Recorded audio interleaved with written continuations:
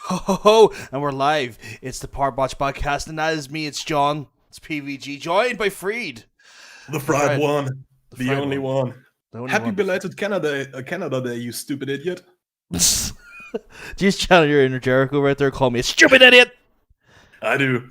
I've got a can of maple syrup whiskey to celebrate the occasion. Legit. Yeah, they sell it in cans over here. Don't ask questions. I'm not lying. Shut up. You're lying. I was so excited for a second. I actually legitimately believed you for a second. I was like, really? That sounds pretty fucking cool. I was like, and I was like, okay. And now you just broke my heart. You broke my heart. I wanted that maple syrup whiskey, and you broke my heart. How dare you, sir? How dare you? But all in a day's work. All in a day's work, bro.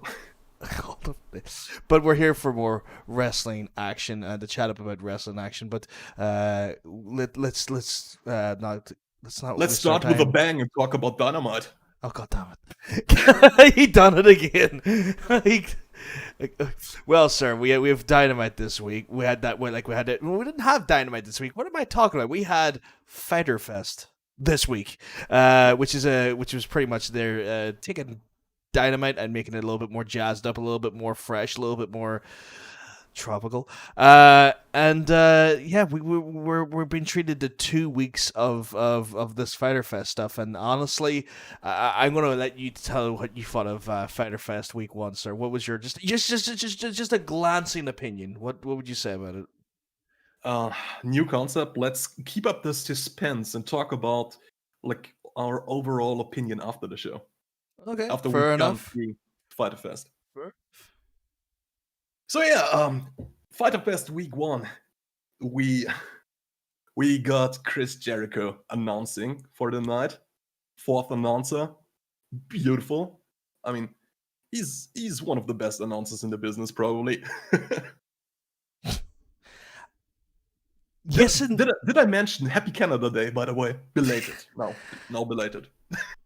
I'm going to say yes and no. And the reason I'm going to say yes and no is that, like, I'm loving what Chris Jericho does, but at times I feel like he's getting to the point where he is not letting the other announcers breathe. And that's the one criticism I'm getting at now. Is like, when it was him and Tony Schiavone, perfect. Because there only was 2 of them. You had him, and then you had a straight man to make his stuff sound more insane.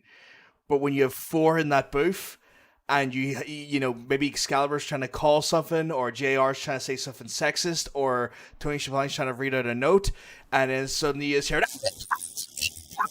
you know, to an extent, need some room to breathe. That's all I'm saying. I like how you summed up the other announcers. What a succinct description of their character and what they do. Am I wrong? No, you're a stupid idiot. I'm gonna take that as I'm right then. But yeah, like, I don't know. Maybe that's the unpopular opinion, but that's what I'm thinking. Have you ever had pyro, John? Have you ever had pyro, you stupid idiot? Because Chris Jericho has pyro. You're telling me he could get away with anything with pyro? I'll put fucking fire in here. I got sent by Salt Rock. I'm pretty lit. That's all I'm saying. I'm pretty lit regularly. I'm throwing that out here for our audio listeners. I have a very bright rock beside me. God damn it. But yes, we're joined by Mr. Chris Jericho on the on announcing the first, and then we have our first big match, which is the tag team match of you know what? I have really spelt my notes. I called him MDF. He's not a piece of wood. MJF. MJF Wardlow versus Jurassic Express. Or War Dog, as he's now called. War Dog. I mean, that would have been. MJF called him that during the match. You see, MJF was very interesting at the start of this. He had a promo. I don't know what the hell he came out in. It looked like he came out in a big sort of fluffy pink feather onesie, or the Burberry. He had still the Burberry there, but he had like a pink sort of light sort of quilted satin on it. He was doing a Bret Hart with all pink attire. Definitely inspired by maybe one of his Canadian heroes. I don't know. he's lodging in like a 70s style hotel, and he fell out of the bed and put the the rug on. It's like, nah, no, it is. I look good. This looks good on me. Let's wear this. It's got Burberry. I love it. But no, he cuts a bit of a promo, and he calls Luchasaurus Barney Brains, and then he does something a little bit grim, and he kind of goes after Mr. Jungle Boy Jack Perry's dead dad, Mr. Luke Perry, which I thought was like. I don't know. That was scary. I didn't like that. I don't know about you, but even I was kind of like, man, I don't know. I was a bit far. I don't know, cause like MDF, because I've got the entire MDF in my notes at the minute. MDF, my MJF. He's really good at getting you pissed off, isn't he? Yeah, he is. And I feel like going after a man's dead dad who hasn't maybe been dead more than a year and a half, maybe at most. I feel like he must have cleared that with Jungle Boy. I'd like to hope so. I know he probably did, but oh man, the sting of that there. Even when you clear something with someone, man, that's gonna sting. That's not gonna be that's not gonna be easy. But like Jungle Boy and like Luchasaurus came out, and like a complete break of their normal sort of pop and circumstance, and it just looked like, to me, I have down my notes here, it's like Jungle Boy just went into shoot mode, went into shoot mode with that aggressive stance and run. But before that slightly though, we did hear a mention of him breaking the third wall again and talking about the ratings war. And that's interesting because we can talk about the ratings later in a passing comment, but that's an interesting comment. It's the first time I've heard anyone talk about it on screen. Yep. So it's starting to go very shades of WCW versus WWF now. Like, it wasn't that much really breaking of the fourth wall, because the character MJF, well, he is on a show that competes with NXT, and he pulls it back because he says MJF is the reason that they're winning the ratings war. Maybe so, but I thought it was like a break of the fourth wall because the whole stance of AEW so far, even from a public face standpoint, is that we're not competing with them. We're just here doing our own thing. They're trying to compete with us for some reason. Yeah, but that's not really breaking the fourth wall. But you're right. It's the first time they mentioned it on screen. Yes. Yeah. Yeah. You gotta imagine you have to be a little pissed off, like WWE, who I'm sure have planned this Great American Bash thing for like the past half year. Oh yeah, definitely. It's long form content they've been making. Have you seen the promo poster they put out? No, I believe I have. They have used an old one and just slapped the NXT logo on it where the WWE logo used to be. Oh. That's how long they had planned the Great American Bash on NXT. Of course they have. Of course they have. Long form booking, guys. Long form booking. I'm just now looking forward to, because it was announced we get Fight for the Fallen after week 2 Fyter Fest. I'm curious to see what gimmick NXT puts on then. What other dead pay-per-views could they revive? How about NXT Taboo Tuesday tagline? Tuesdays are now on Wednesdays.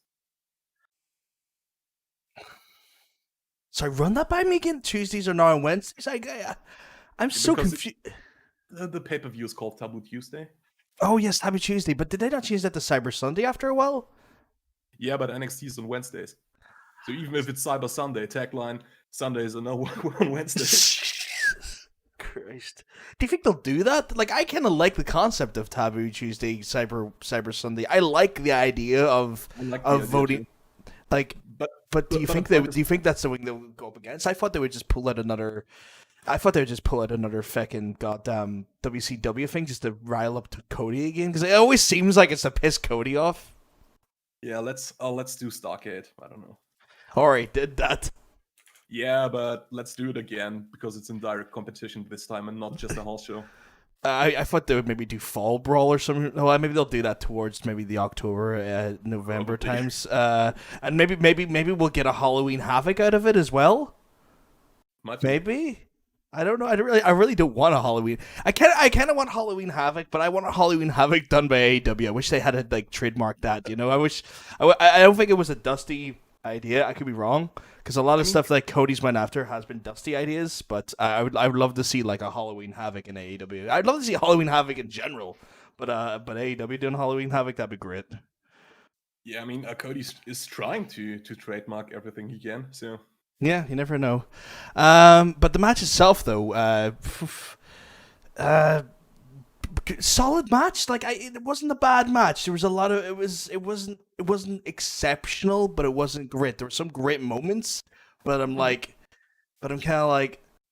It's kind of what I expected, except there's a little change in the finish. But I want to note something during the match that Mr. Jericho says before we go into it. Well, during the match I was watching, I heard Mr. Jericho going, coming off of the line of, what have my notes here? Uh,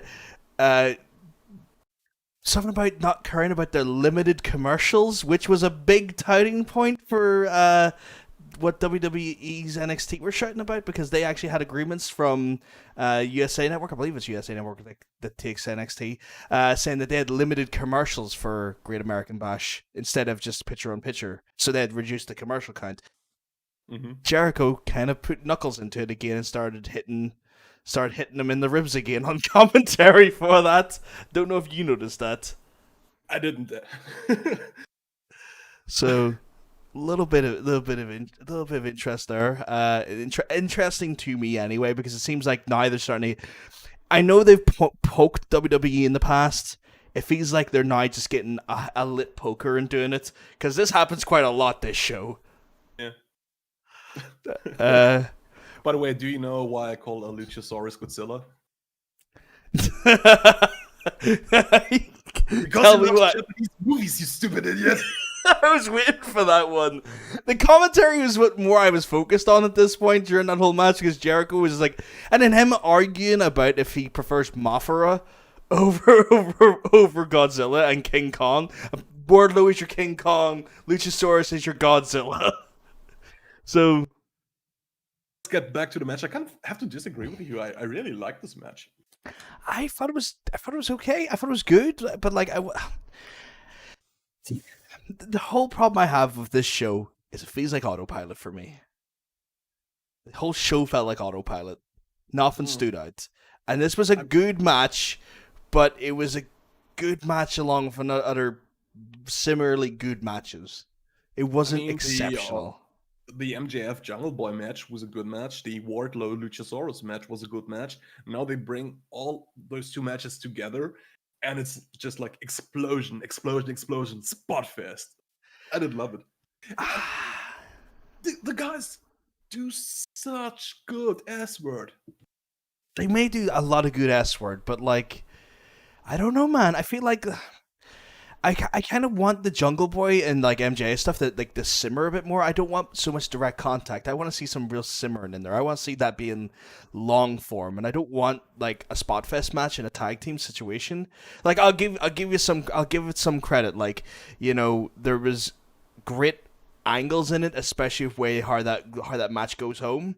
But like, I kind of want them to be kind of held back a little bit more. I think them two in a singles match works better because it's just more heated. It's just them two, and while like having those two big hosses of like Luchasaurus and Wardlow going at each other it's definitely a big flying meat spectacle because how the hell they're moving like that is beyond me. Like I'll give you that them two are with the amount of athletic girth them two have packed on. You know, not a problem. It's one of those ones where I don't know how like you do. It is kind of a marvel how they're so flexible in that nature, but I kind of don't want to see that week after week. I don't want it to be week on week. We see these two teams going at each other because it's going to take the luster away from when you have that big blow off. This will be the end for now. Let me tell you so. That. Yeah, they had the 3 matches they could get out of that. Like for now. I'm totally in agreement with you. We will have this huge, big spectacle match between Jungle Boy and MJF at some point, and this was like the first big confrontation, yeah. And you could And I think it's better to have this tag team match than another singles match right now, because you don't only get MJF versus Jungle Boy, but you get MJF with his Luchasaurus and Wardlow versus Jungle Boy and stuff like that. And I feel like for at this point of the story, that's what they needed, that's what we needed, and we got a really great match out of that. Don't get me wrong, like I didn't say it was a bad match. I said it was a good match. Like, good match is not an insult. Good match is still a good match, you know? It just... So let's talk about the finish. What did you think of the finish? That is an interesting finish because it almost feels like there have been sowing seeds of discontent between Wardlow and MJF for a while now. You remember a few weeks ago where MJF said something to Wardlow, and Wardlow was about to react to him, and then MJF played it off. Oh, just joking, big guy, just joking. This feels like they've slowly sowing the seeds of discontent there with this finish, especially when he's about to hit Luchasaurus with that loaded fist, and then out of nowhere, Luchasaurus manages to get out of him, and he goes, "Can you do anything right?" And then that wonderful kick of like the kick to the elbow, loaded fist into Wardlow's face, which doesn't knock him out, which still, because that athletic girth is right in his face as well, apparently. The man is just loaded with girth of an athletic nature. But you have to admire how protected Wardlow was in defeat. You know, the Diamond doesn't ring. So far, every time it came into play, MJF won. Yeah. Yep. But wasn't there something when Wardlow fought Cody in a steel cage? MJF tried to slip him the ring, and he lost of that. Something like that. It's been a while. Oh God, you're asking about like that cage match was what, like November maybe? February. Yeah, that's a long time. I can't remember the specific nature of like MJ's involvement. Revolution. Was it? Right. Yeah. Oh yes, because that was the lead into. That was one of the stipulations he had to do that match. I don't know. I can't remember the specifics. If he did try to slip the ring in or not, that sounds so wrong. What a euphemism. But but you know, it's one of those ones where I can't remember that nuance. But you're right. They really did make Wardlow look strong, because that is the first time someone's took a dynamite punch or dynamite ring punch to the face and still stood and kicked out of a potential pinfall right after it. The one thing I will say though. Wasn't a punch so much. It was a kicked punch. You could say that he wasn't putting his proper, you know. But Wardlow takes a tail whip. A brutal tail whip, that is. He takes a choke slam. He sits straight up right after the choke slam, angry as all hell. Yeah, and Luchasaurus just kicks him down, standing moonsault. He needed to do that much just to keep him down. Yeah, and like those kicks are brutal. Like that right to the face. I could buy that. Like I could buy it. Someone kicked me in the face like that. I'm not sitting up. There's no way in hell. You can do your flip afterwards. That's a flourish. I'm already gone. You know, I'm already gone. Another thing though, do you remember when Jericho in the match started speaking Spanish? Yeah. Did you hear what he said? I don't remember, to be honest. He apologized for anyone's confusion if they thought they were watching CMML. It's not CMML, CMLL. It's AEW, and he speaks perfect Spanish. Oh yeah. Just to throw out the New Japan wrestling Mexican partner CMLL. Great promotion. If you don't worry, watching where all the great luchadors come from. Just remember the last time he was on commentary. He sees a Tope Suicida. He asks Excalibur, "Do you know what suicide means in Spanish?" No, I don't.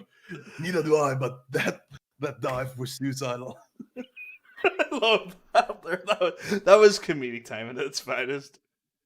But yeah, after the match, we get a little preview for next week, and we get like, WTF was that? The AEW Puppy Battle Royale. I'm all for that. In these dark, harrowing times, I need a puppy battle royale. I mean, Colby Jack sadly passed away this week, so it could be the Colby Jack Memorial Puppy Battle Royale. Colby Jack being Cody's dog.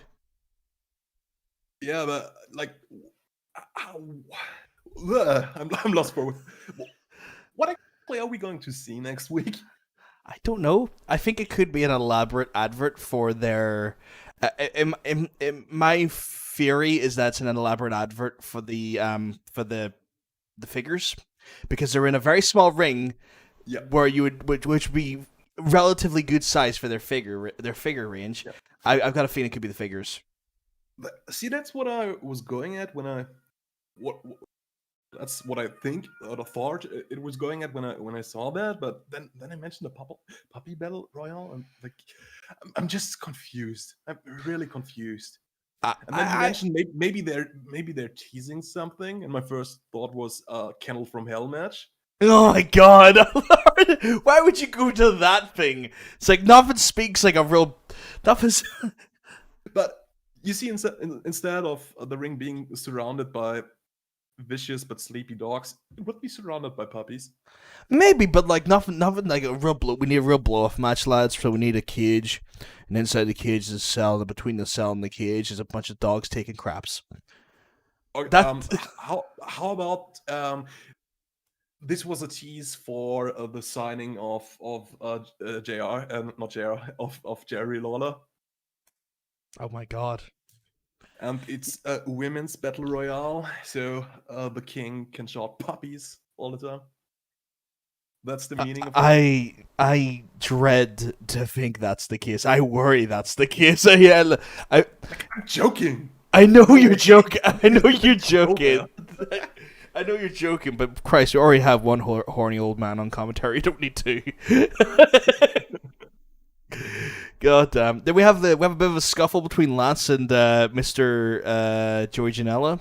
And you just have like Jake, the snakehead, just laughing his head off. He is just a maniacal creep in the background, just laughing at Joey Janela as like Joey Janela's struggling to get his shirt off as well. It wasn't the greatest of looks. The greatest of looks. I don't know what you thought about that. Yeah, I wasn't hyped for this match at all. Last week, this did nothing for me. Yeah, I almost want to predict it's already a Lance Archer win at this point.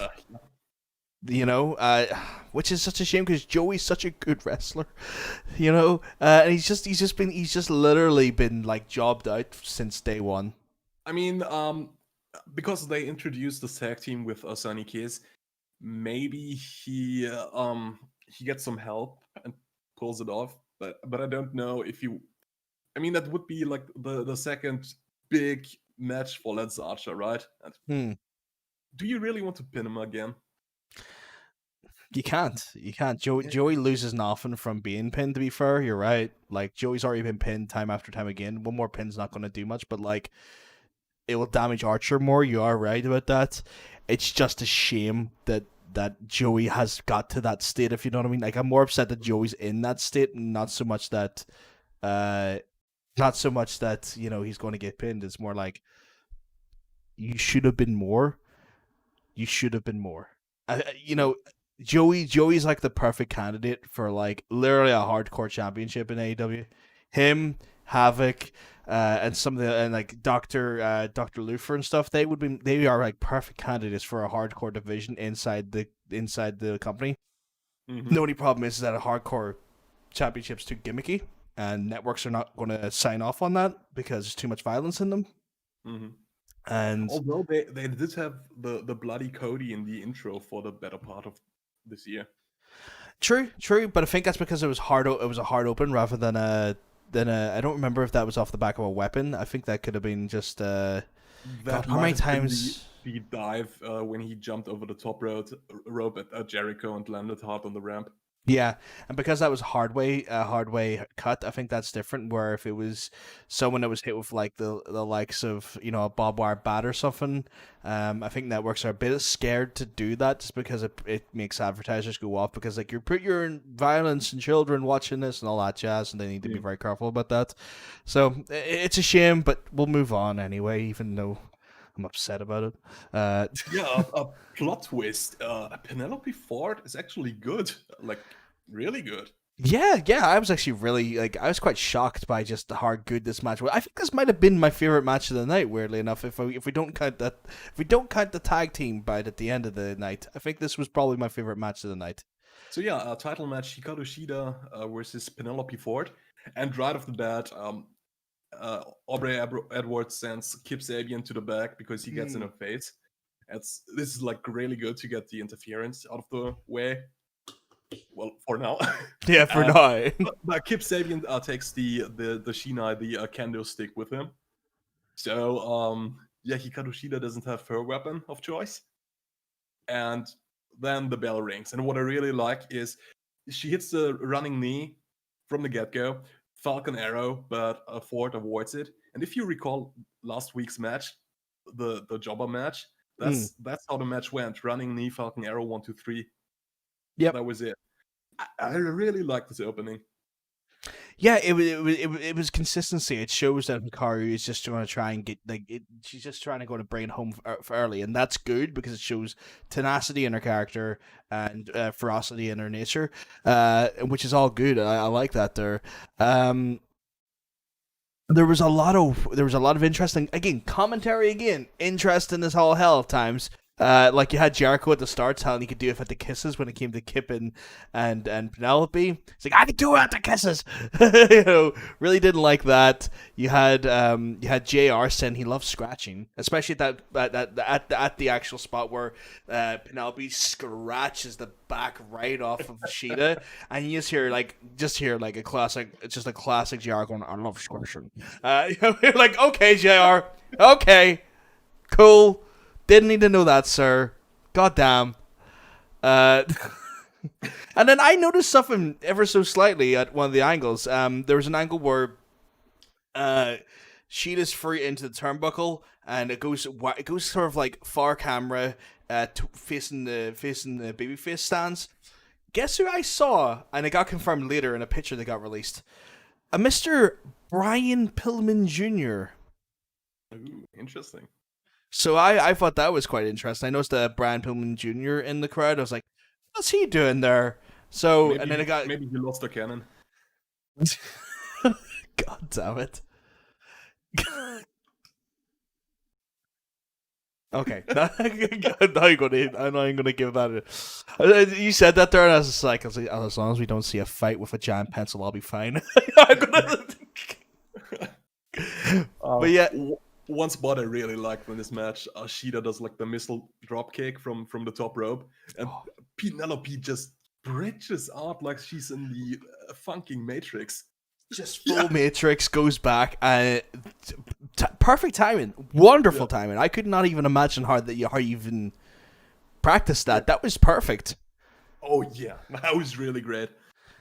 And the finishing sequence kind of starts when the Penelope grabs the title belt to distract Aubrey Edwards, and Kip Sabian runs out, and he has the Singapore cane, the kendo stick with him, and he tries to attack Shida, but she just kicks him, and the kendo stick is sent flying to the air, like I don't know, it hits the moon and falls back down. It was in the air that long, and she just catches it.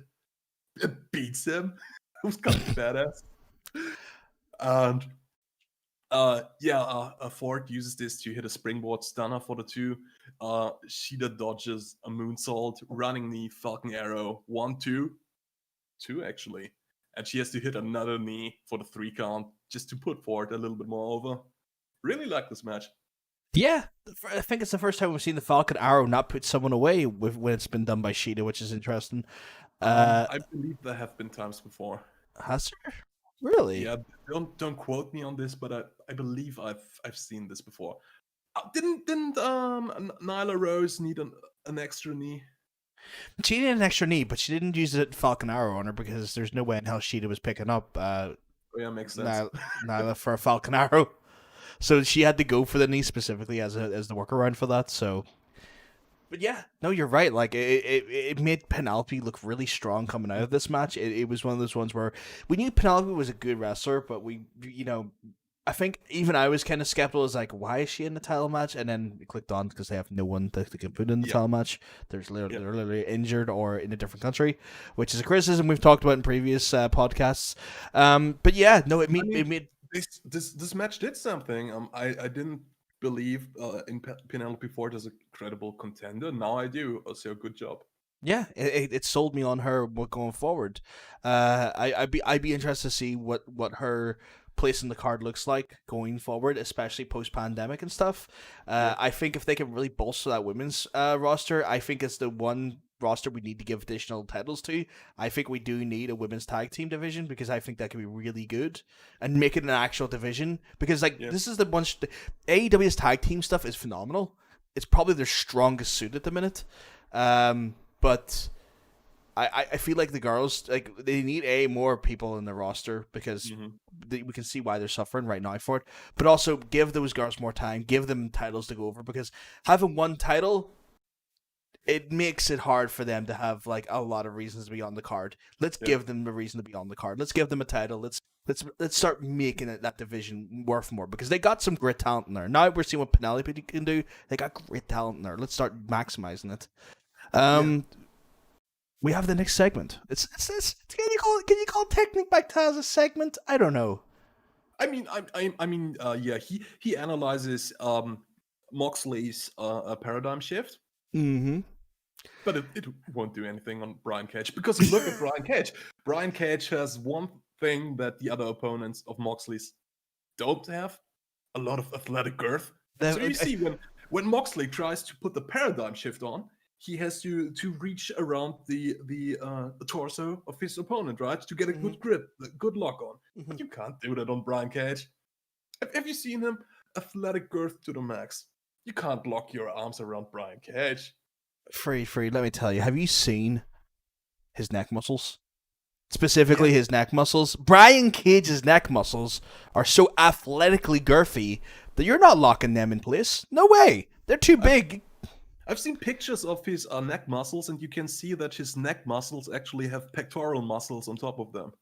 It's like two small men sitting on a shoulder. Yeah. It was an interesting approach to kind of like tear down Moxley's main weapon of choice. I thought it was very strange they zeroed in on the neck muscles specifically. It's like Brian Cage's neck muscles, and I'm like, okay, cool. This is a weird. If Moxley can grip around Cage and hit the move, he has such a strong neck that his neck can absorb the impact. So what good does a paradigm shift do against Brian Cage, really? I didn't know neck muscles were so, protective of concussions. It's like, I can't get a concussion. I have neck muscles. Yeah, I mean...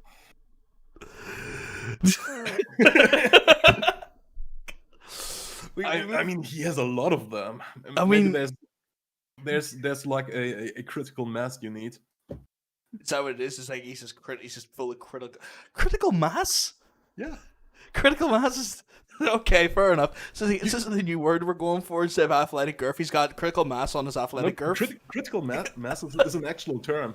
Like you need to reach a certain number before the effects actually play out. Once you reach the critical mass, something happens. Okay, is this in relation to muscles, or are we talking about nuclear detonations? Because the only time I've ever heard of critical mass playing a factor is a nuclear detonation. I mean, it can be the loading weight of a bridge or something like that. Like, okay, fair enough. Critical mass as well. Okay, fair enough. Today I learned. We got our next. What? Today I found out. Today I found it. I was that today years old. Yeah, I was like today years old. When I found out. Our next match, though, we have the TNT Championship match. It's Mr. Jake Hager versus Cody Rhodes. Cody with Arn Anderson, Jake with his wife Catalina, the uncrowned American Miss America, uncrowned Miss America. Uncrowned Miss America, and what was it like? What was it? Rock hard, Jake Hager. Yeah, Justin Roberts said that, right? Yeah, yes, rock hard, Jake Hager. Yeah, I was like rock hard. I was like, what? Like, what do you mean by rock hard? Are you talking about his penis? I don't see his penis. Take us back to the drawing board, maybe. Yeah. It's like, have you run this by someone? Did you just come up with it and thought like, yeah, that sounds great? Yeah, it's like I don't know what it was. Like Justin Roberts is a phenomenal announcer. Like his vocal range is great. I just don't know if I need a lot of attention put onto the phrase rock hard. Oh Yeah. man, like I'm here for the wrestling match. There's already like watching wrestling. Let's be honest about this.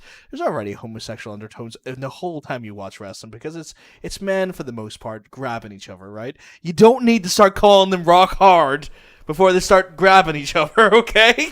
Yeah, just call him Athletic Girth Jake Hager. Perfectly normal thing to say. Yeah. You just don't make it sexual. It's not sexual. God damn it. But yeah. So Jericho is still on commentary, and he's still trying to build heat with like what sounds to me he's building heat with Tyson at this point. We have this is an interesting one because Jericho kind of talked about how the start of the match was going, and there was a lot of speed control by Cody. Like he was trying to make sure that Jake didn't wrap it up too fast, and he was maintaining control of the match. This was something that actually commentary put over in regards to both gentlemen's athletic collegiate careers. Sorry, so because they both pretty much, I think they're both champions in their respective states when it came to actual what's it called, like collegiate wrestling. Greco-Roman wrestling. So interesting sort of approach there, especially the way they try and give these guys a bit more. Give us more insight to these guys' actual backgrounds and whatnot, which was quite good. There's quite a lot of interception and moments earlier on with Hager going after Mr. Arn Anderson. But there was this one moment where Mr. Hager goes for Arn Anderson, and you just see Cody do this beautiful springboard-esque style move where he just kind of like hops second turnbuckle right onto the ropes and then just collides right into Mr. Hager, and I was just like, that was beautiful. That was like poetic, not the actual move, but it was poetry in motion. That was just the fluidity of that was what the hell, you know. I thought that was great. Yeah, Arn gets a lot of attention in this match, doesn't he? Yeah, and you know what? Something you talked about last week, and you're talking about that Cody's becoming more heelish. And the use of Arn is coming through. And yeah, you're right. You're 100% right. Arn is getting more involved. Arn interfered like several times.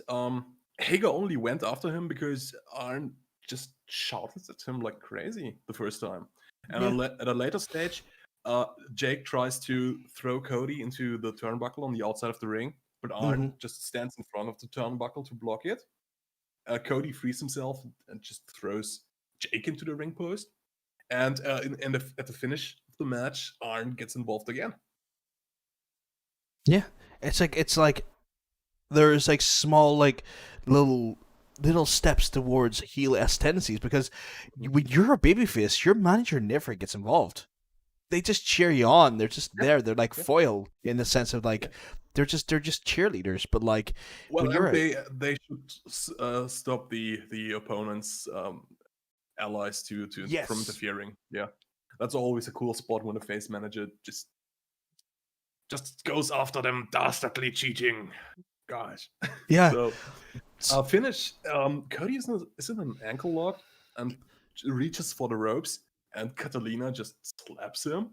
Yeah, and then like Arn gets on the apron and distracts referee Mike Posey, who's a new referee, right? Never seen him before. I've never seen him or ever. No.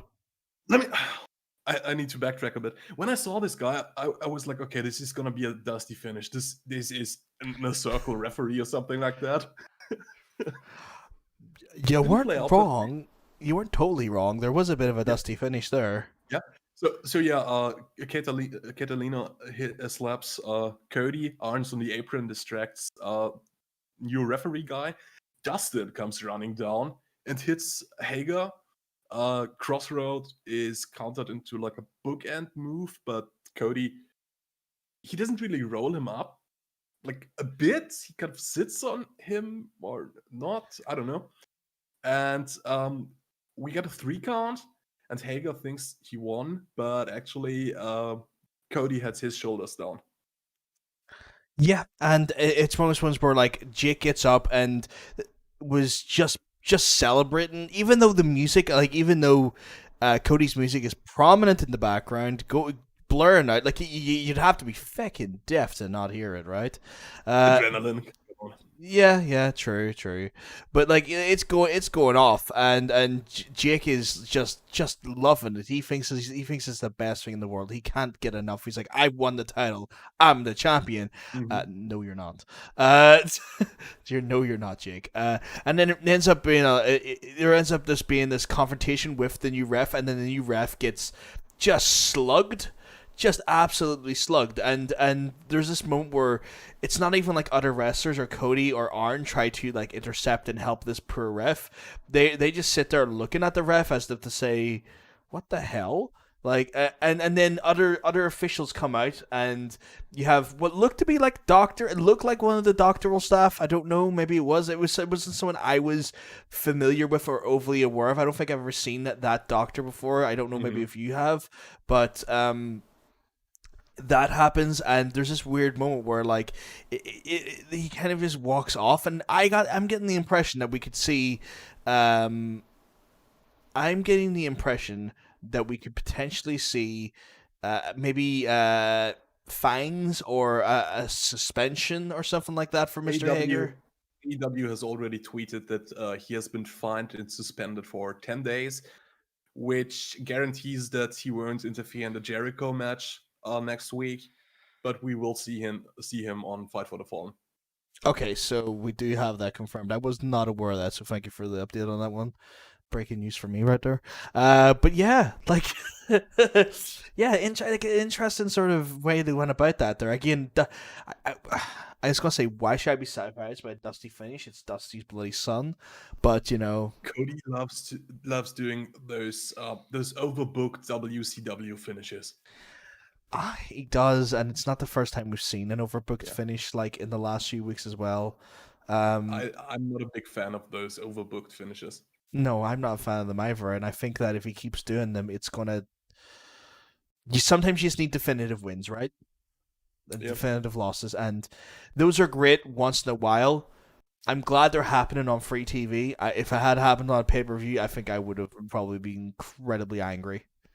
I mean, if all of this is like a slow build to Cody's heel turn, I'm I'm a little bit more forgiving for doing this. But he did do Dusty finishes half a year ago, and like he just loves those overbooked finishes too much. It's not my cup of tea. No, it's not my cup of tea either. It doesn't really. It's. I feel like again, as if they're on free TV, I'm okay with it. If you do a title match and I paid for pay per view for that, I'm gonna be upset. Mhm. Because I paid for that. I want a definitive conclusion. Don't do me dirty like that. I don't want this extent. Because it's not like WWE where you got another fucking pay-per-view in 4 weeks' time. We have to wait 3 to 4 months for a proper pay-per-view in AEW. There needs to be definitivity in what we pay for. Yeah.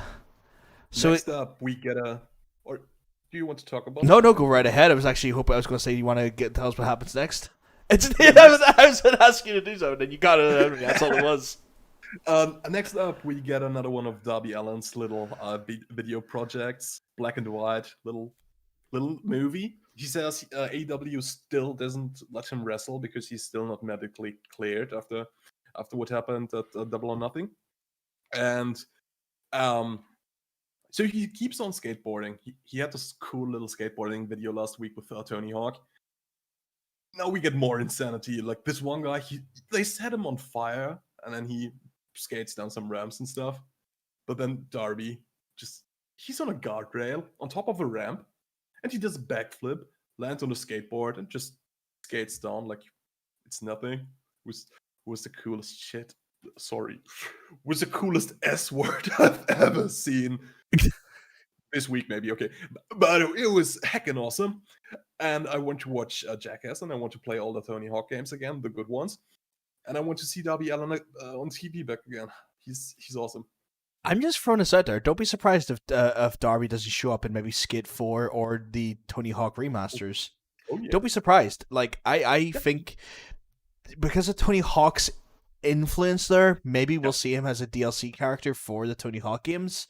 Yeah. But don't rule him out of Skid. Like Skid 4 went into development, and I think there could be a bit of business promotion there between the two businesses, especially considering AEW do want to get involved in the video game industry for their own game, because if you listen to the Talk is Jericho of Audrey Edwards, they are working on the game. She's working on it. So we do know there is, and we have a lot of gamers involved inside AEW who love gaming. So, I mean, I would say don't be surprised. Don't be surprised. Don't be surprised if Darby Allin is a character in the AEW video game. Here's me thinking he's just going to be a referee. The most hardcore referee we've ever seen. We have our next segment, though. Maybe you want to tell us a little about it? We got a private party with... Oh, no. Orange Cassidy comes out before the match. Right. Yes, indeed. That's why I wanted to give you this here, because you're fond of him. Well, he comes out with a steel chair and walks towards the announcer's desk and just takes a seat, puts his legs on the desk, and Y2J just goes ballistic on him, and Cassidy's just sitting there. Yeah, it ended up influencing all of his commentary during this match, because he was, and I have to say, really smart sort of idea of like just making like Orange. It's like, I know I'll just piss you off by being here, by you just being who I am. You're gonna be off your game. So I'm just gonna sit here. I'm not even going to acknowledge you exist, but you're going to be rattled for it. Oh yeah, and that happens throughout the whole of the next match, which is Proud and Powerful versus Private Party. But it's not Private Party in my mind. It's Hardy Party, because Matt Hardy's there, right? Yeah, dude, I still don't like the new theme. I love it, man. I don't know what it is. I get all for it. I was like, shots. I'm like, fucking right. Let's do it. Let's do it. I want the old one back. It was every time it came on, I was instantly hyped. This new one, meh. It'll grow on you. It's like a fine wine. It'll grow on you. You know.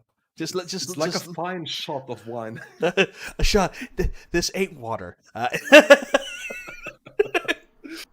But it will grow on you. I think I like it just because I like because you can see Isaiah really getting into it when he's going to the ring, because he's drumming he's beating to the beat as well, and I feel like that really works.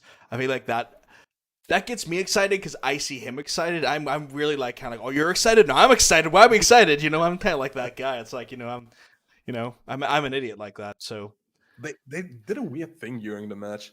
They did the hot tag spot during the picture-in-picture ad break. Like, yeah, weird. Yeah. Did they mistime it? I think they did. Yeah, and it's been something they've like talked about before as well. Is that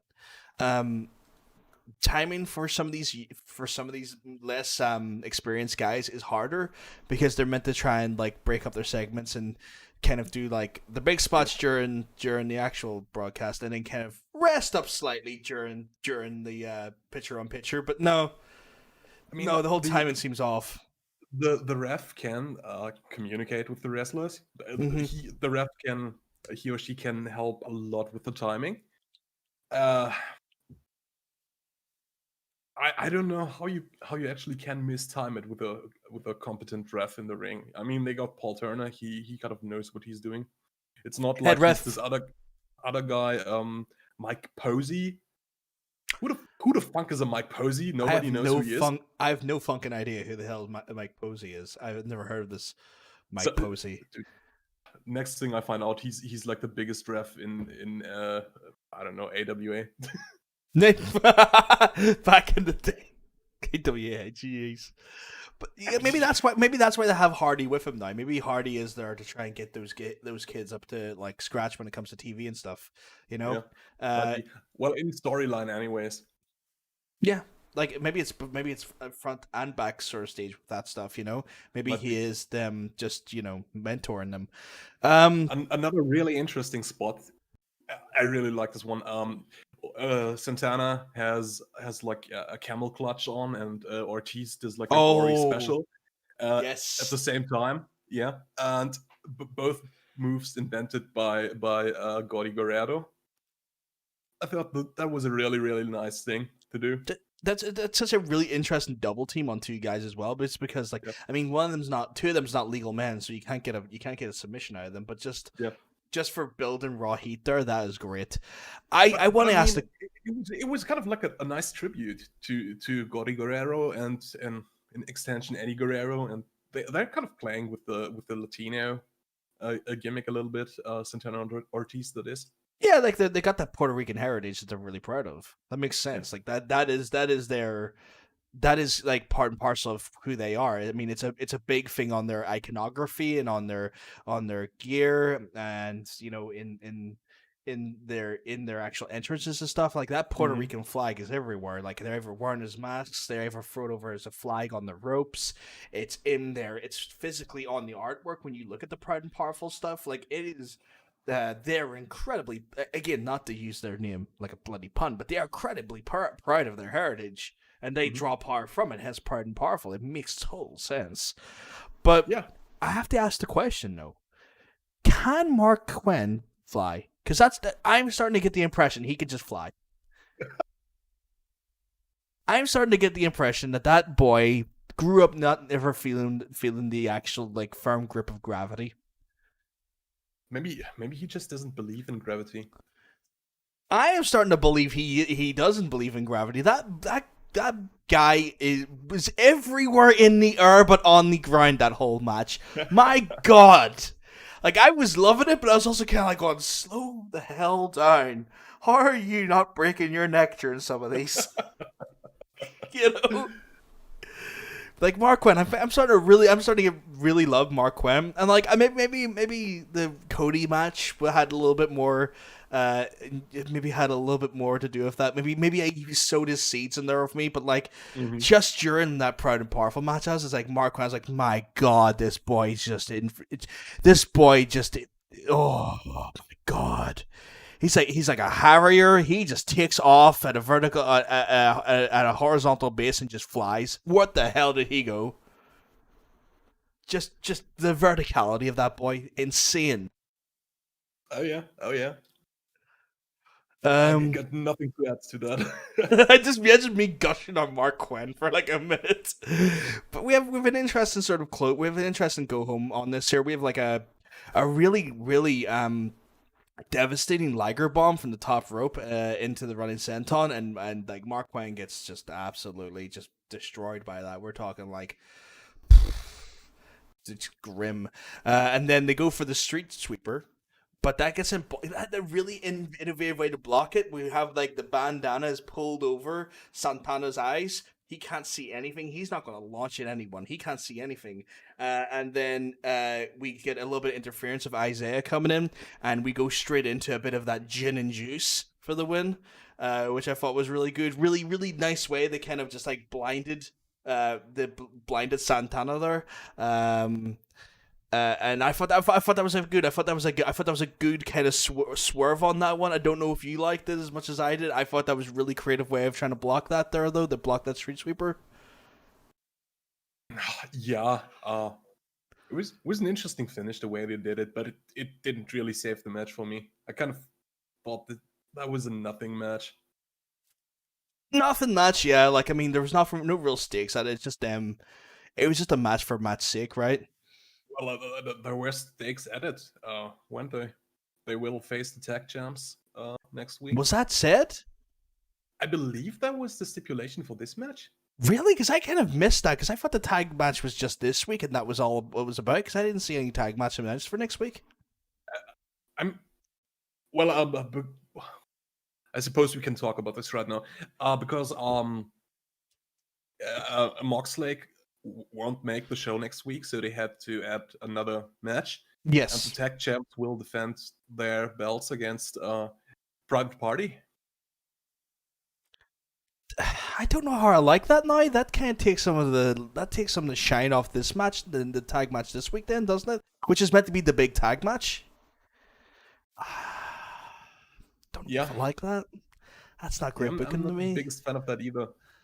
That- I well, like that- a back-to-back title defense, and like realistically speaking, the champs had to do 2 defenses in one night because it was taping. yeah.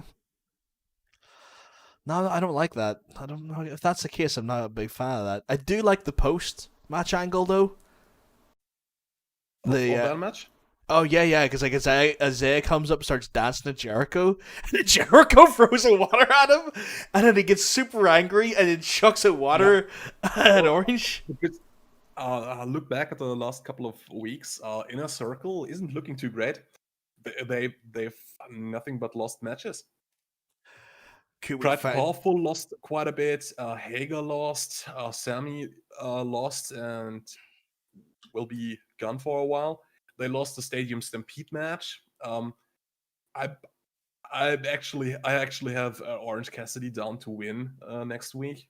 It will be a BS finish, but I think Orange Cassidy will win. Interesting. Okay, because I had him as I had him as losing, but losing valiantly in the face of Jericho, and my logic was that you're right about the Inner Circle losing a lot, but then Jericho going, "What are you doing? Why am I the only one that can win a match out of us? What is happening here?" That would be an interesting way to go about it as well. Yeah. Hard to say. We're speculating. We're pulling ourselves into speculation station here. Yeah, But we we do have that wonderful angle that happens next where like it looks like a pull apart, but honestly, Orange Cassidy's too lazy. Like it's like people are keeping Jericho away, and Jericho's like has 6 people on him, and Orange is just like Jericho is just full of piss and vinegar. He's so mad. And did you notice that the guy holding Orange back, quote unquote holding him back, is Pineapple Pete? yeah. Yeah. And he was like, when we say hold him back, he was like just lackadaisically has his hand on his like neck or his collar or something. It wasn't But even. I mean, Jericho, if he just sees Pineapple Pete, he gets angry and shouts at him. Yeah. Just the 2 guys he hates most, well, besides Mike Tyson, maybe, just standing in front of him. He's so mad. If you notice that Jericho hates anyone with fruit in their name, just run that out. Just run that out there. Tyson was a fruit, but Oh, that's a hot take right there. gonna go for some Tyson tomorrow. I'll have a Tyson smoothie. Yeah, checking the exotic fruit section tomorrow. I'm just saying, Orange Cassidy, Pineapple Pete, Jericho hates him. You know? Good observation. Thanks for pointing that out. I'm just throwing it out there. I feel like I just done a bad thing. And his guys lost to the gin and juice. What is juice? It's made out of fruit. It's all connect. It's a conspiracy. It's a fruit-based conspiracy against the Inner Circle. Let's move on to next segment. Backstage interview with the champs. Interesting to note, Paige says his title, not my tag team. Yeah, I noted that as well. And Kenny, just a little bit best in the world-ish, right? They've beaten everyone. I thought that kind of. I was see when I was watching that part of the segment, I was looking for if there's any facial emotion out of Kenny to like sell the wording, but there really wasn't though. I didn't see anything from Kenny's side that made me think Kenny was annoyed by the comment, because it was a comment that I noticed as well. Yeah, but I didn't see anything. Like Kenny mentions that they week after week they beat all comers. You know, they've been. And they will beat the best friends as well. Yeah. Yeah. And then we get the breakdown of next week's card. And this is when it's announced that Mox and Cage will be in 2 weeks at Fight for the Fall. Yep. And after this, Taz and Brian Cage wearing a shirt comes out.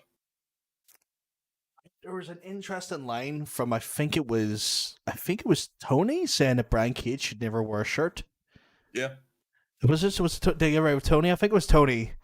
Yeah, which is shirts just can't contain Brian Cage. You could have fooled me on that segment, but okay. Taz cuts a really interesting promo there, doesn't he? Do you want to take us through some of that? Like I was shocked by some of it. If you want to take us through it, Taz says he's been talking to Big Tony Khan backstage, and he heard a little rumor that Mox is concerned about the health of the crew and stuff, and that's why he doesn't come to Fyter Fest. But he's been tested twice, and if he were to come to a Fyter Fest next week, he would be tested again because they don't run a sloppy shop here, is what he says. So there's actually no reason he couldn't defend his title, but apparently Mox has come down with something else. He's come down with a case of the chicken S-words. Yeah, I noticed that. Yeah, he came down with a case of the chicken S-words. On that sloppy shop stuff, I don't know if WWE apparently not happy about that comment. No, really not happy about that comment. Really quite upset. I wonder why. They'd be upset about that comment. I did see one of the NXT wrestlers said that they don't run a sloppy shop, and then talked about, I think he misinterpreted the comment because he started talking about the 2 finishes maybe being recorded for Great American Bash, and I think that I'm sitting there thinking, okay, mate, I understand that you're trying to be a company man here. He's not talking about the shows. He's talking about your policy for testing. You've all got the Rona. That's the problem. I think the NXT guy who posted that, he just referenced this. I don't think he misunderstood that. He just used that exact same wording because it was like hot at the moment. But I feel like I don't know if that was maybe a smart thing. I don't think he'd be allowed to talk about the fact that they've recorded 2 endings to. Yeah, but he did that in response to someone posting a video of, I don't want to spoil it, of one of the guys who's fighting for the titles with both titles in his possession. It's a match for both titles. Yeah, I'm aware of the outcome of that. I'm aware of one of the perceived outcomes, based on the pomp and circumstance around the image I saw. Yeah, but I don't know why. But to me, when I read that there, I was like, mate, he's talking about the fact that you just can't even do a Rona test until 4 months in. He's not talking about the matches. I don't know. For me, I just kind of looked at him and I kind of thought myself, idiot. There've been reports about people backstage not being happy with the comments, and it's not just this one NXT guy. Oh no, definitely not. I just didn't like his comments because I thought it was like, nah, you're just trying to. You're just talking about the wrong thing. Shush.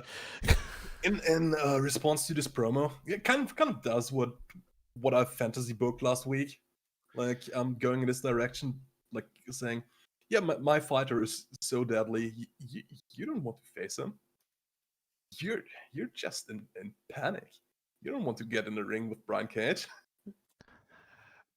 You did call it. You did call it. I'll have to give you that there. You did call out quite well. I kind of was looking at this here and I was kind of thinking, like, the biggest thing I took off the back of this is like, oh yeah, Fight for the Fallen's a thing. I forgot about it. Like, I legit forgot about it for a while. And from my understanding is that the proceeds for Fight for the Fallen are going to go towards Corona related charities and whatnot, especially in Florida where they have such a high levels of confirmed cases. So that was interesting. I like that there. That was good. Reported that the Khan family has already donated $1 million to the cause. Yeah, that's nice of them. Very nice of them. So very nice. After this, we get our main event for the evening. We get Hangman Adam Page and Kenny Omega versus the Best Friends, referee Aubrey Edwards. And what do we got there? Was this the best entrance ever? Shades of... Well, I couldn't even say shades of... I'll talk about a different comment in a second. The entrance itself shocked me. I was not expecting... I don't know if I want... I'll let you tell. How did they get brought to the ring? How did Best Friends arrive to the ring? Am I just your play-by-play guy now? Okay, I'll do it then. So you do it then. I'll do it then. Okay, get ready. I'm gonna paint you a word picture. I'm the Michelangelo. I'm the Michelangelo of this show. I'm gonna paint you a mind picture. But no, we have a soccer mom style car coming down. I'm thinking to myself, like, what is going on here? What is this? What is this SUV coming down? This is not like, you know, FTR's mad rig truck or a Rolls Royce for the you know, for Britt Baker. What is this? And then suddenly, Chuck Taylor, Trent Beretta get out of the car, and Trent Beretta's mum has drove them to the ring. And as they're getting out of the car, you have that whole like scenario where it's done beautifully. It's like that whole thing where like your mate's mum gives you a lift somewhere, and you get out and you're just like, bye, Mrs. Blah blah blah. And then as your mate's coming out of the car, you know, he's trying to look hard. He's trying to look like, yeah, I'm cool as hell. And his mum's kind of like, come here, give me a kiss. Give me a kiss. Like that whole thing is like, Mom, you know, that whole playing into that whole aesthetic of like trying to look hard, trying to look scary, but your mom makes you look a bit silly and a little bit not as manly and scary as you want to be. And then as he's just walking down, you can just see Trent being a good son, just being the nicest son, going, bye, Mom, bye. I love how he tries to look like the toughest SOB on the planet when she gives him the kiss on the cheek. I was looking at that. Was so good. She shouts at them, "Have fun, kids! Have fun, kids!" That was such a Going to the title match, your mother shouting, "Have fun!" That's awesome. And then you have like Britt Baker just like looking noticeably so confused. He just got to say, "What the hell did I just witness? Like, what the hell is this?" Did you notice as soon as she notices she's on camera? Yeah. Switch flip. Yeah. It's like, oh, I gotta be the role model now. I'm the role model. Just, which makes me wonder, did she not know this was going to happen? Because she looked genuinely like shocked by this entrance. Could be. So there's one real thing I want to point out. Mr. JR speaks that he's never seen anyone being brought to the ring by their mum or brought to work by their mum in wrestling, and I was just like, sir, you worked with Buff Bagwell. I'm sure you did see it at some point. We did talk briefly before the show about a possible Sue Beretta on a pole match. Yeah, shit's above Bagwell right there. So like I that's something that stood out to me. I was like, no, JR, you have seen this. And to contrast that, the champs come out separately. Did you notice what the lower third on Paige's entrance said? What did it say? Not afraid to say the S word on TV. That was a whole running gag as well with like Chuck for like a few weeks back. I think like earlier into the year, it was like, it's like, when I get to say S word on TV, you know, like that was a whole thing. I think in BTE as well. It's like, he gets to say the S word on TV. So that was I didn't even notice that there, but that's some good sort of like long form connections there. I like the commentary in this here because we don't have, again, I don't want to sound like a downer, we don't have Jericho anymore. They've been pulled apart. It's back to our normally scheduled commentating team, and you start getting some of those amazing little like factoids from Excalibur. One of them was the actual in-ring name of Kenny Omega and Chuck Taylor's original tag team when they were part of PWG, which was Men of Low Moral Fiber. Yeah, and I'm just like, I love indie names sometimes. Sometimes they're the stupidest thing in the world, and I love that. Those are the little things I miss when you have like Jericho on. You don't get those little like nuances and notes and factoids that I really enjoy. And again, I don't want to sound like a horrible person. Sometimes Jericho chokes that out, and I don't like it. Colin, you call me a stupid idiot. Call me a stupid idiot. I'm not going to call you this time. I was expecting you to call me a stupid idiot. You stupid idiot! God damn it! God damn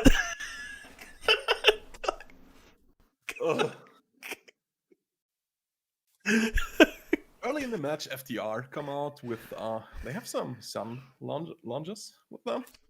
Oh yeah. Just taking it breezy, taking it easy. Yeah, brought a little cold one with them. Just having a good life. Just watching the match. Nothing special there. Don't worry. So let's talk about the match. So we have pretty much like again, it's Chuck and Trent. It's like Chuck starts off with Chuck and Kenny. It's one of those matches where like Chuck has really gotten really good at like doing really quick fast opens. Like he was all over Kenny, and maybe that Mhm. could be the fact that they did have that tag team during the indies and whatnot, and kind of have worked with each other. And theoretically, they have worked in New Japan as well because Kenny Omega was formerly the leader of the Bullet Club, which I'm a big fan of, as well as Chuck being part of Chaos. So even in the New Japan days, they were actually part of opposing factions, which means there's a lot of experience and they're shared a lot of locker rooms. But like there's a really good, nice sort of ebb and flow to how they go, and maybe that's just because they know each other quite a bit. And then once we go through a nice sort of like sequence of events and a little bit of back and forward and whatnot, Mhm. then we have who I think is like one of the most underrated wrestlers in the damn company, Trent Beretta, coming in along with Adam Page, and Trent is just lit. That man.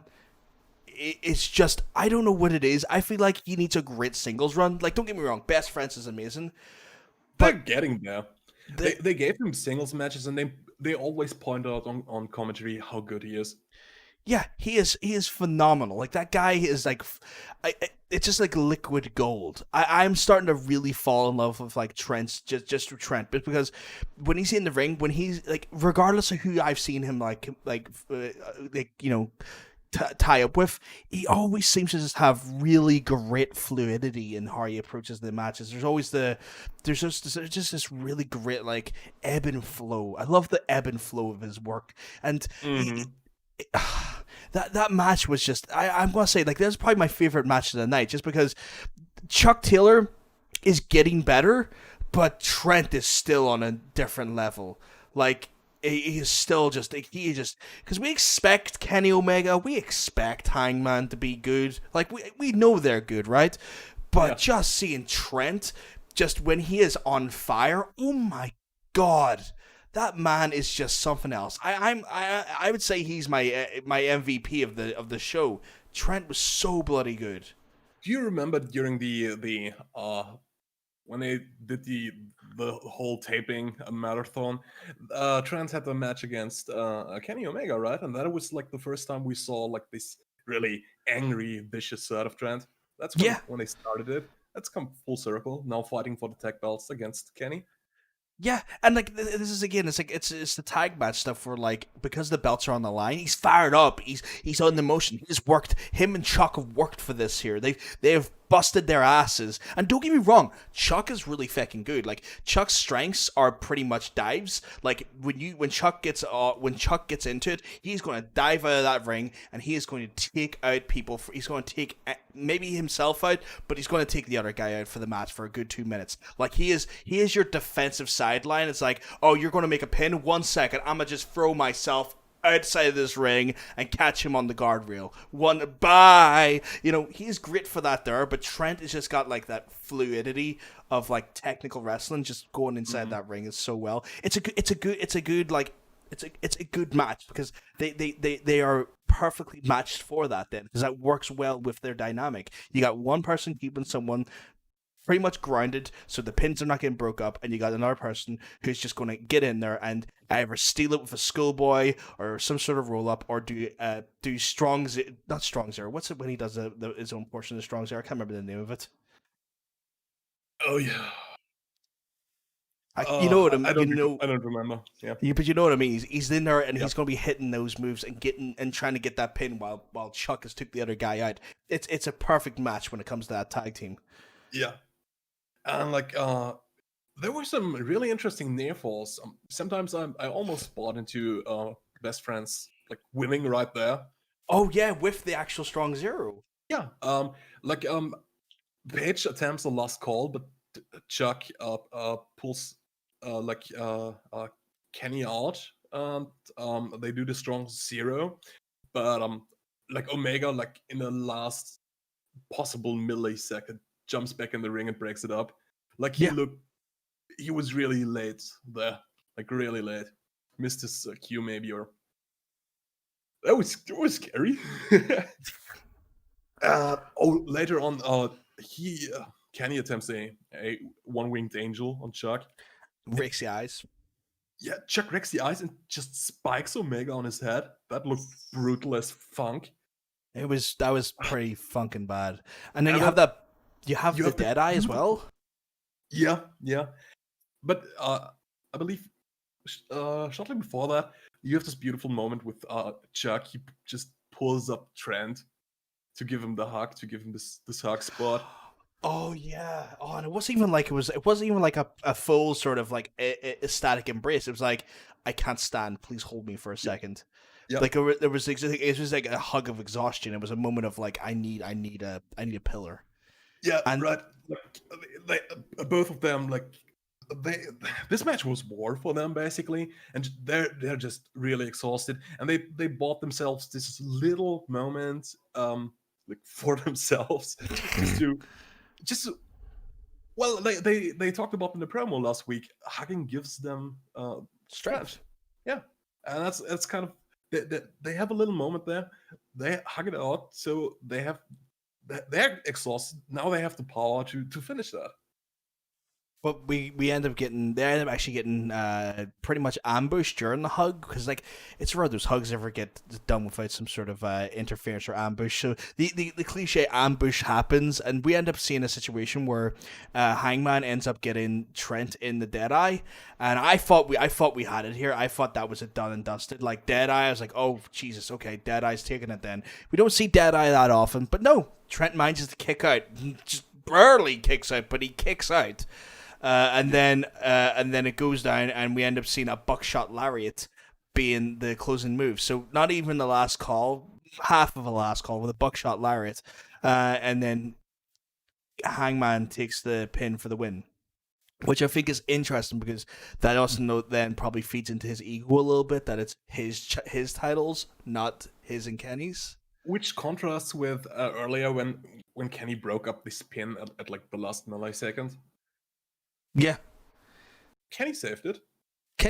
But like, is he going to get credit for that? No. Probably not.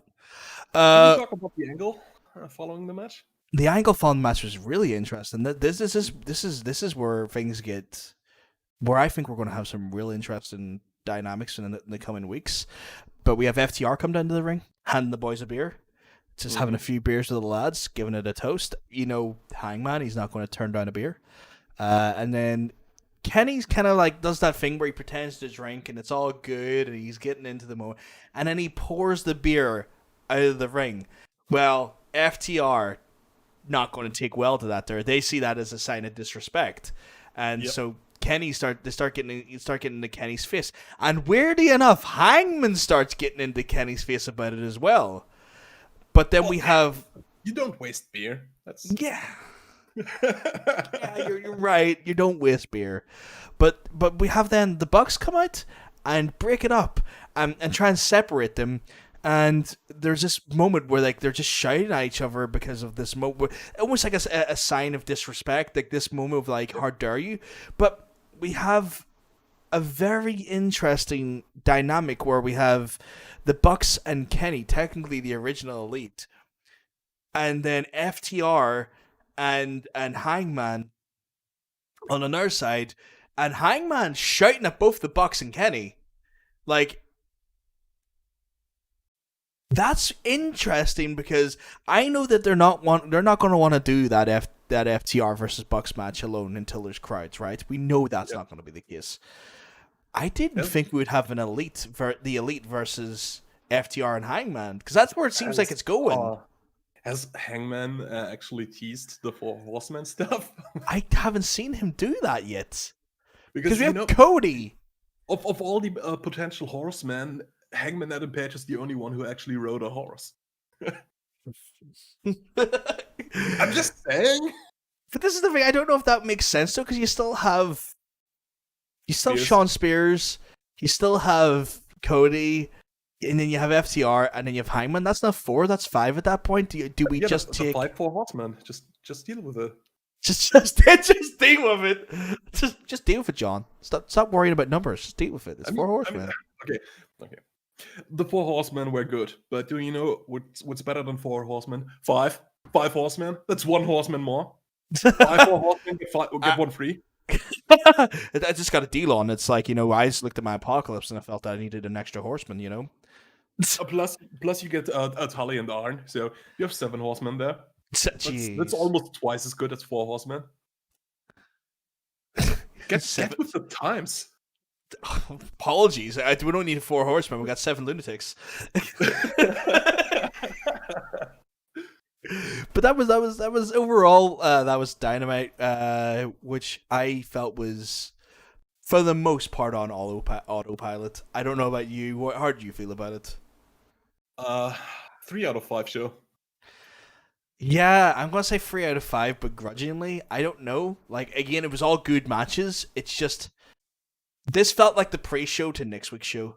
Like you said it earlier, this is the pre-show to next week's show. There was, but I mean, overall, the opening tag match was good. Hikaru Shida versus Ford was good.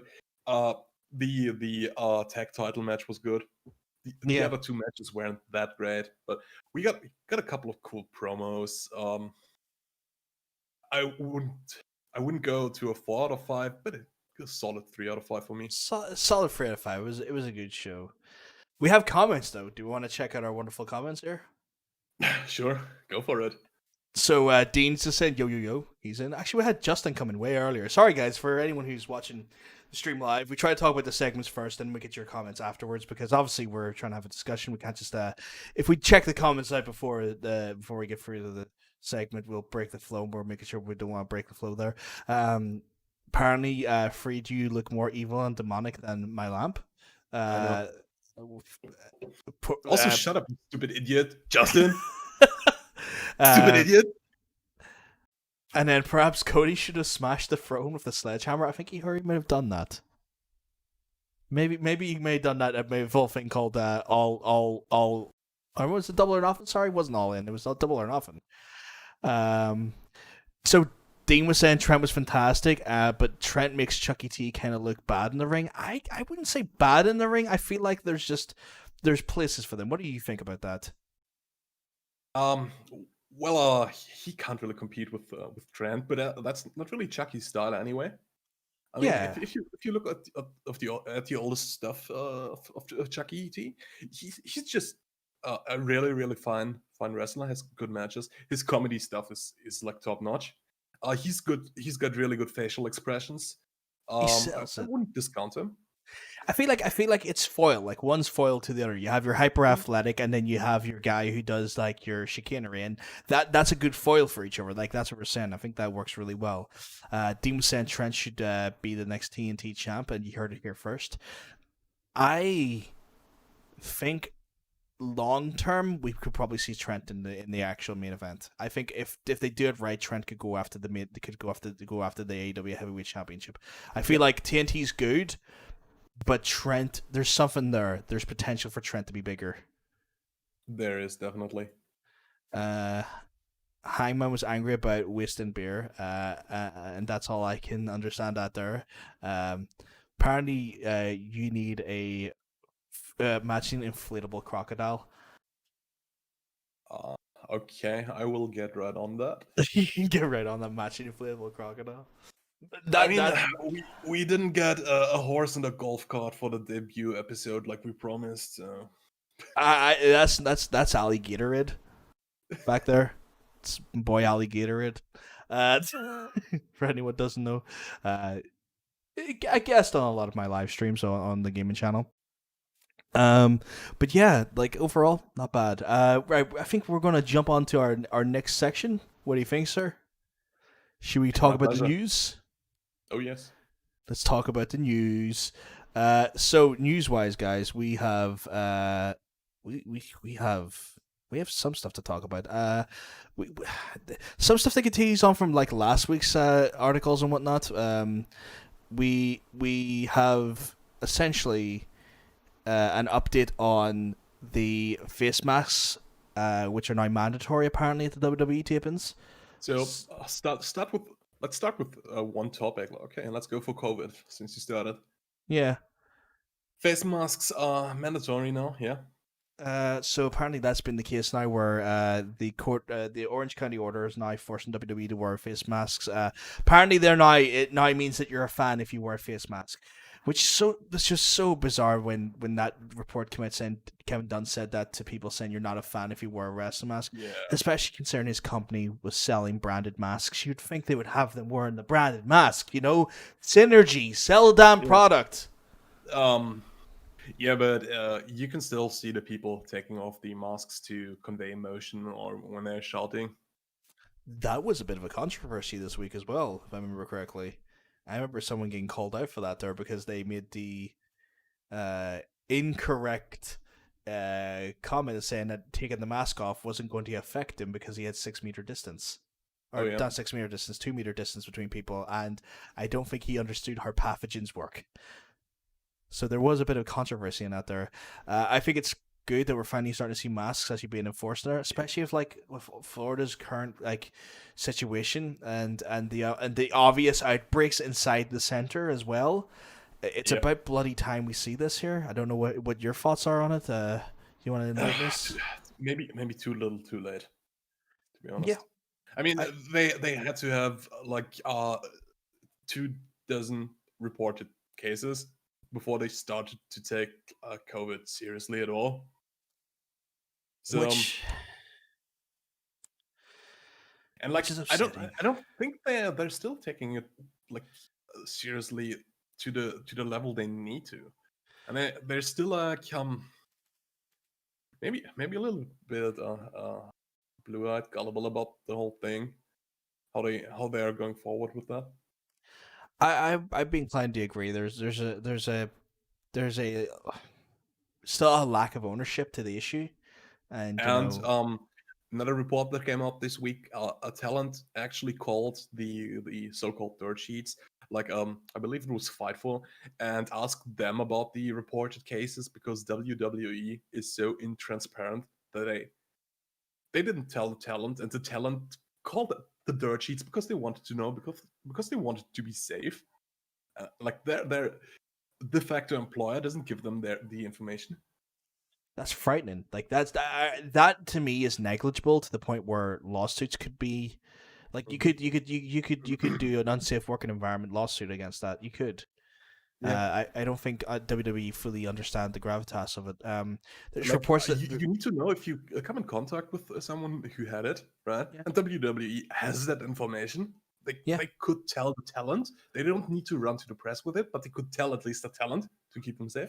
Yeah, and like it plays into the fact that there was a report stated that Vince McMahon still believes that this is not as big a deal as the world's making it out to be. Like he believes COVID is not that big of a problem, and that's a very Vince McMahon take, if you ask me. And just on top of the talent asking the dirt sheets, there was a report that some NXT guys apparently did not want to be at the tapings in the crowd, but they were urged to go there. So no longer, if you don't want to be there, you don't have to. Apparently, that's water under the bridge now. Well, let's be honest about this. Like they said that you wouldn't lose your spot if you didn't want to be there. But look what happened to Sami Zayn. His title was stripped off him because he couldn't get to the shows. I don't even think that was I didn't want to. I think it was I can't get through the Canadian border. And he had his title stripped. So that clearly tells you that WWE's sentiments were. Well, I wouldn't blame them for stripping the title. You don't want to lose one of your belts for like half a year, potentially. You did not just say that. Wait. I feel it's okay to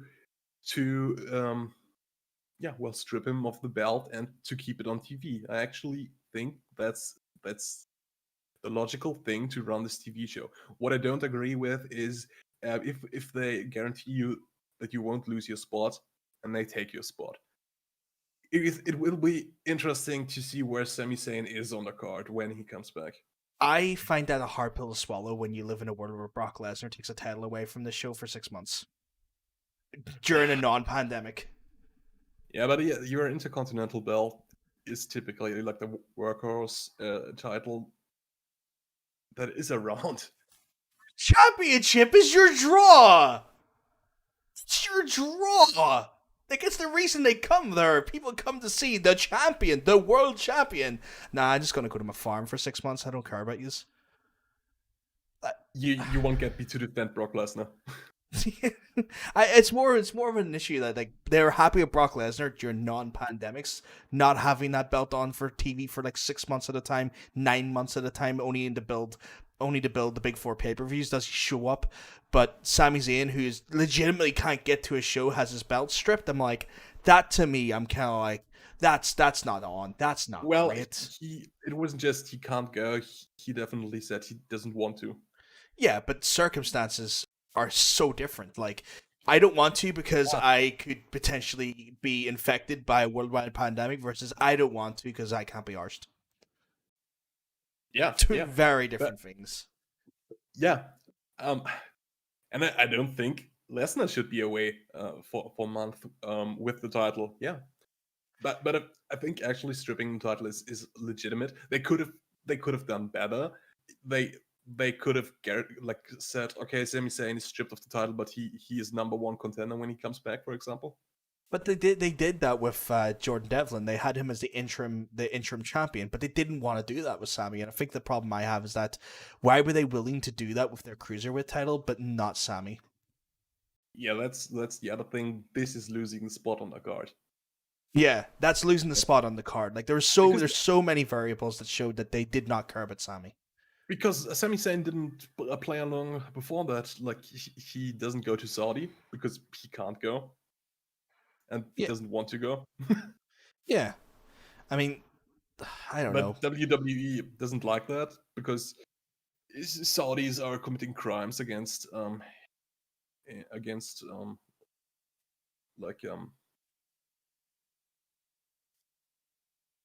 I can't English, John. The journalist, I can't remember the fellow's name, but they did have that Khashoggi. No, Khashoggi. not the journalist. Oh yes, The people you come from. I can't English right now. Oh, his heritage, his background. Right. The Saudis don't appreciate his background, and like, yeah, it's actually dangerous for Sami Zayn to go there potentially. But yeah, WWE is so vain. They think like, oh, you don't want to go to Saudi Arabia? Well, f you. Yeah, because if I remember correctly, I could be wrong with this, but I think Sammy's got Syrian descent. You're sure that's the specifics of it. It's Syrian. Yeah, when they run the Saudi shows, he runs his charity stream for his little charity project, Sammy for Syria. Yeah, and he usually donates a lot of his own money as well into that. There, it does good work for people who are in a bind and are currently going for a lot of strife and struggle in that area. I have a lot of respect for that.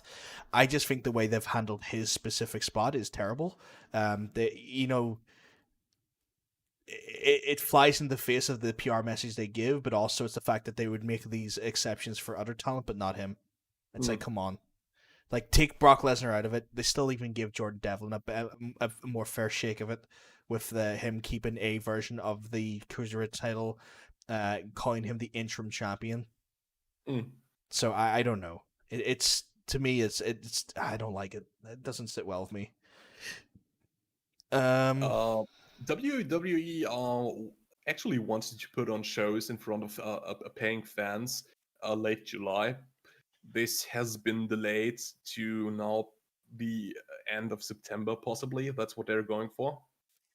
They did plan to do SummerSlam live in front of a paying crowd too, but they will probably have to do it in the Performance Center. Yeah, this trends well with in regards to AEW's planned returns to the live audience. They still have like actual shows being.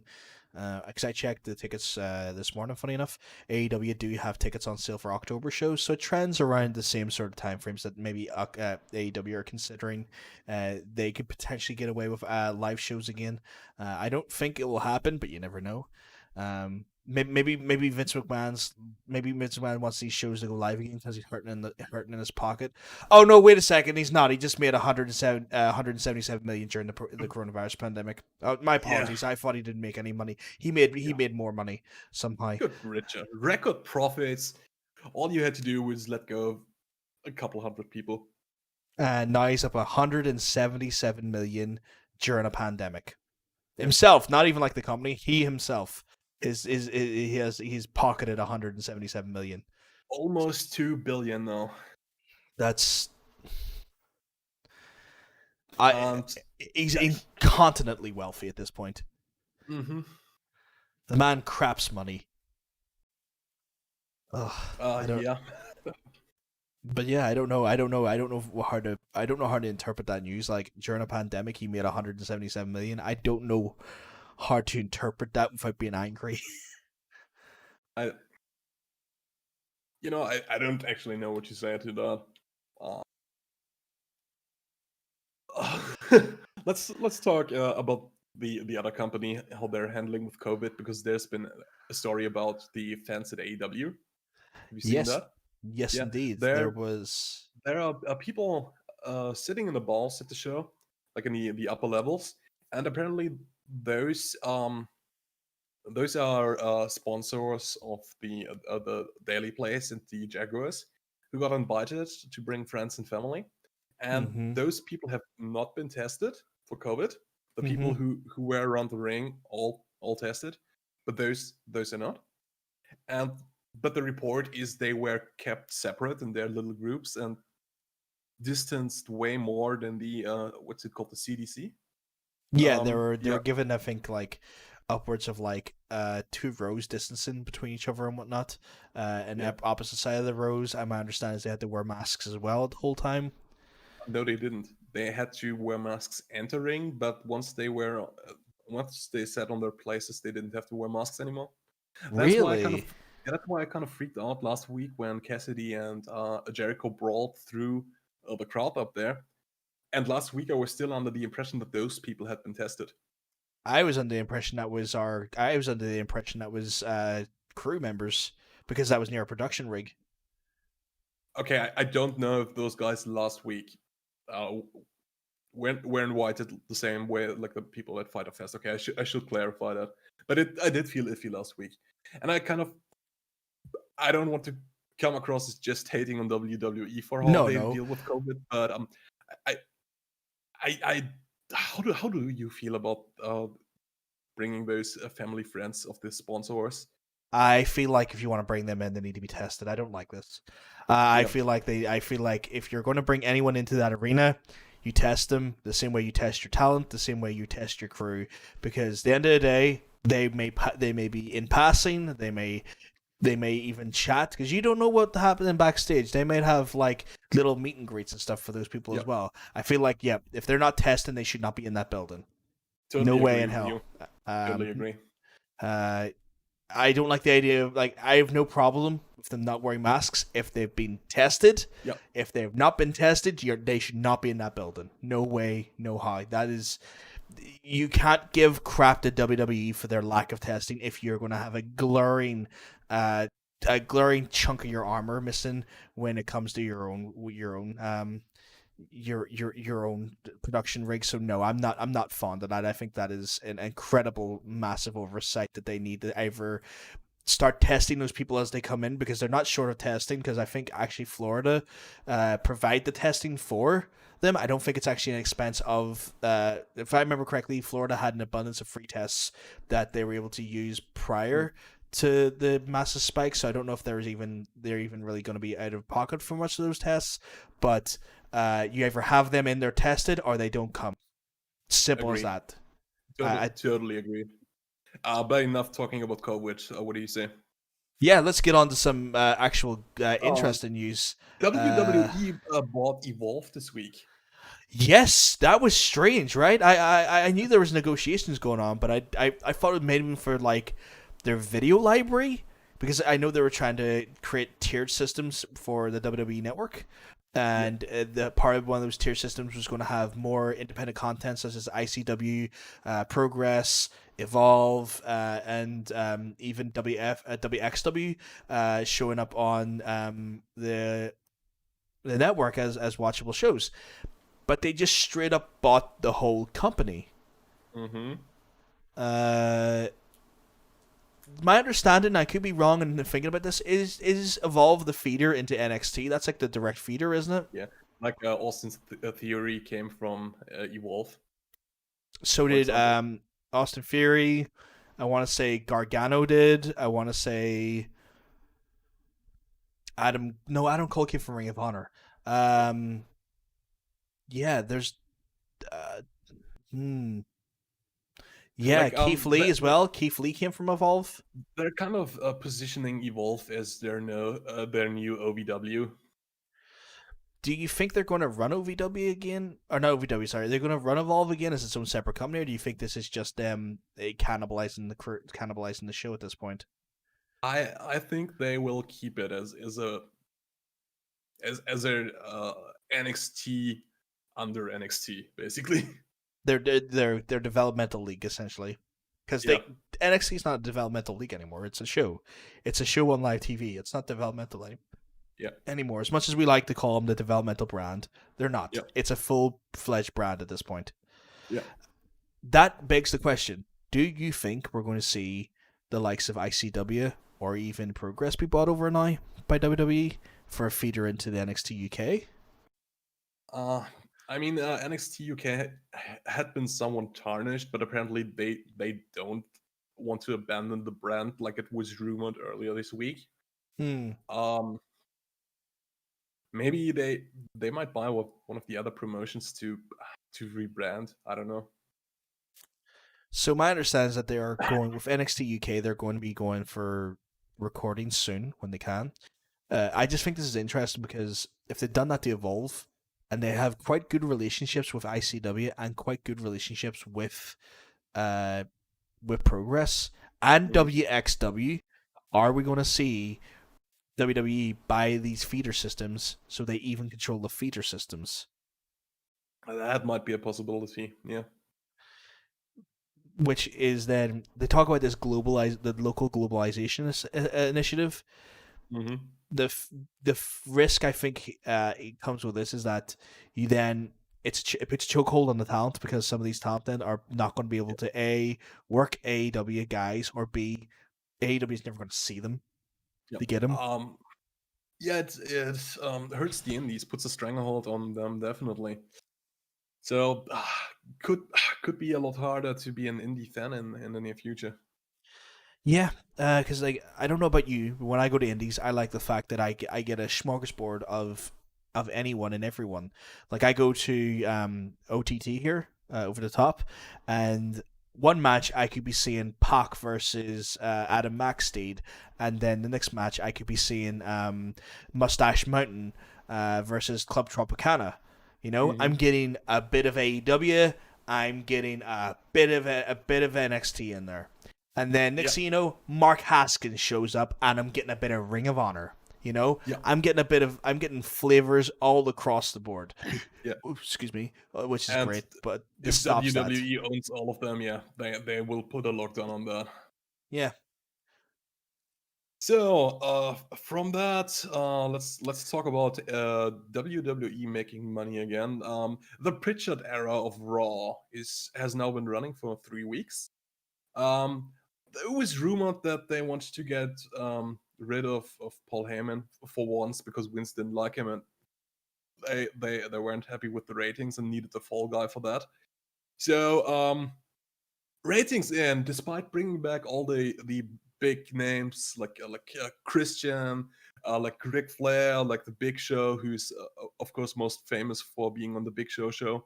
Like they bring all those names back. And now they're back down to Paul Heyman era viewership, even a little lower than Paul Heyman era viewership in May. What does that tell you? Yeah, that tells you that you got rid of someone who has a view for the future, and you sacrificed him for nothing. That's the next thing isn't my take. I've heard someone say that, but they said in 3-4 months at the next investors call, Pritchard will be gone because the ratings aren't up. Do And you think that Vince can't just go to the investors and say, yeah, this Pritchard guy turns out he's rubbish too. He's gone. Ratings will go up. you can't do that though? You can't. And oh god, because he's all right. So this has been a series of events of like it happened to Bischoff, now it's happened to Heyman. Oh god, there's only going to be so many fall guys before the point it's like, Vince, maybe the problem's you. Maybe you should put Hunter in there somewhere, because last time I checked, the last big show that he's had a lot of good fun of was when you got your talent stuck in a different country and he brought his NXT boys up. Oh yeah. I mean, the overall situation with empty arenas and COVID and stuff doesn't help the product, but you can't deny that the quality has gone down a lot in the last 10-15 years. Yeah. There's a WWE are wonderfully formulaic in the sense that when you're watching a WWE match, and like it's so annoying because I don't want to S word on them the whole time. But like Pritchard is even more formulaic. Like Heyman at least tried new stuff. Yeah. And then the one time you get the guy who wants to try new stuff and build new stars, you get a buy-in from the network. USA Network was saying like, "Yep, we understand the ratings are lower, but we understand this builds for the future." And then Vince thinks he knows more and scraps it. And if he is not stopped, he is going to XFL this damn company. I'm just putting that out there. He's going to XFL the WWE. He's already run that company in the ground twice. I mean, they have so much cash. They could keep on failing and failing for another 20 years easily. They can, but at what point do they not take the whole industry down with them? The problem I have is that they don't take themselves down; they'll take the industry down with them, because they will destroy the viewership on the whole, because they are such a big name, and that when you do crap for too long, you're not just tarnishing WWE, you're tarnishing wrestling in general. And that's dangerous. Let's just hope the other shows can grow their audience a little bit, so we have those shows as safety nets. Yeah, like I'm hoping, like, honestly, you know what I got fingers crossed for right now? ROH coming back and hitting hard. I have so much hope for that. I have a hope for Impact getting a little bit more prominent.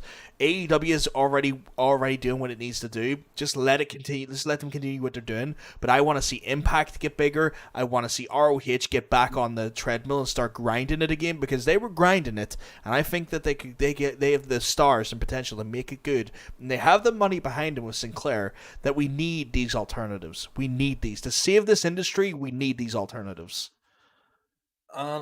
That's a good segue. Well, speaking of the other companies, there are a lot of moves rumored from company to company.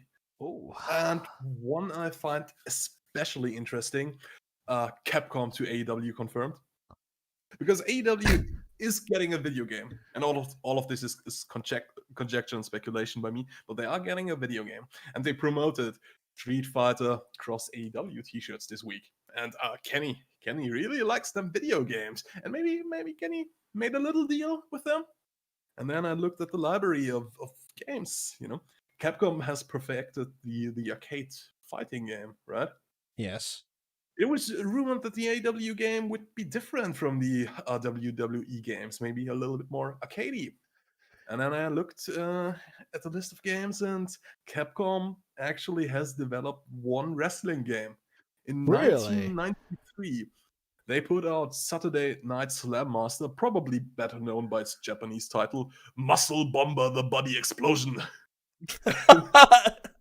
Muscle Bomber the Body Explosion. Okay, I'm sold. Dude, you need to look at this game. It's like it is a wrestling game. It follows Japanese wrestling rules, but it's like also like a Street Fighter game. Everything is over the top. You jump 3-4 meters in the air, easy. It's cool. You've got like those really wacky guys and stuff.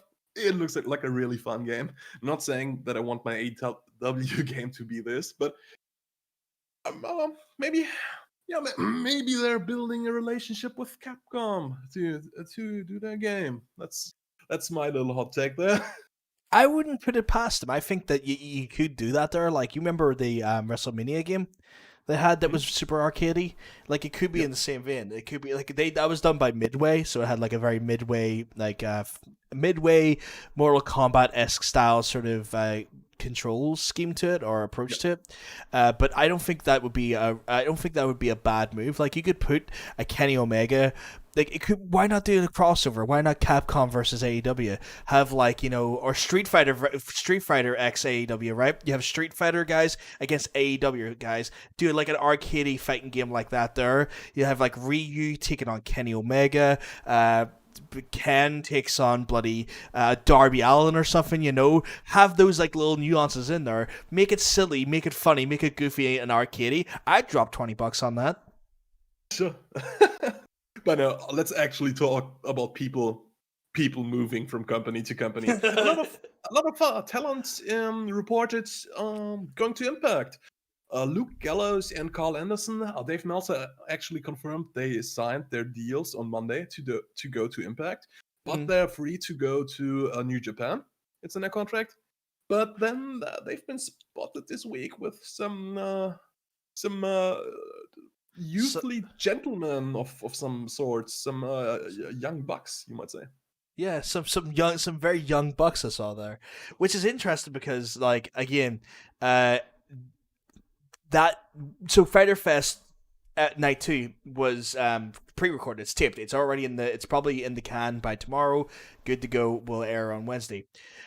Mr. Doc Gallows and Carl Anderson showing up and being in a picture with the Young Bucks is interesting, especially after that news as well.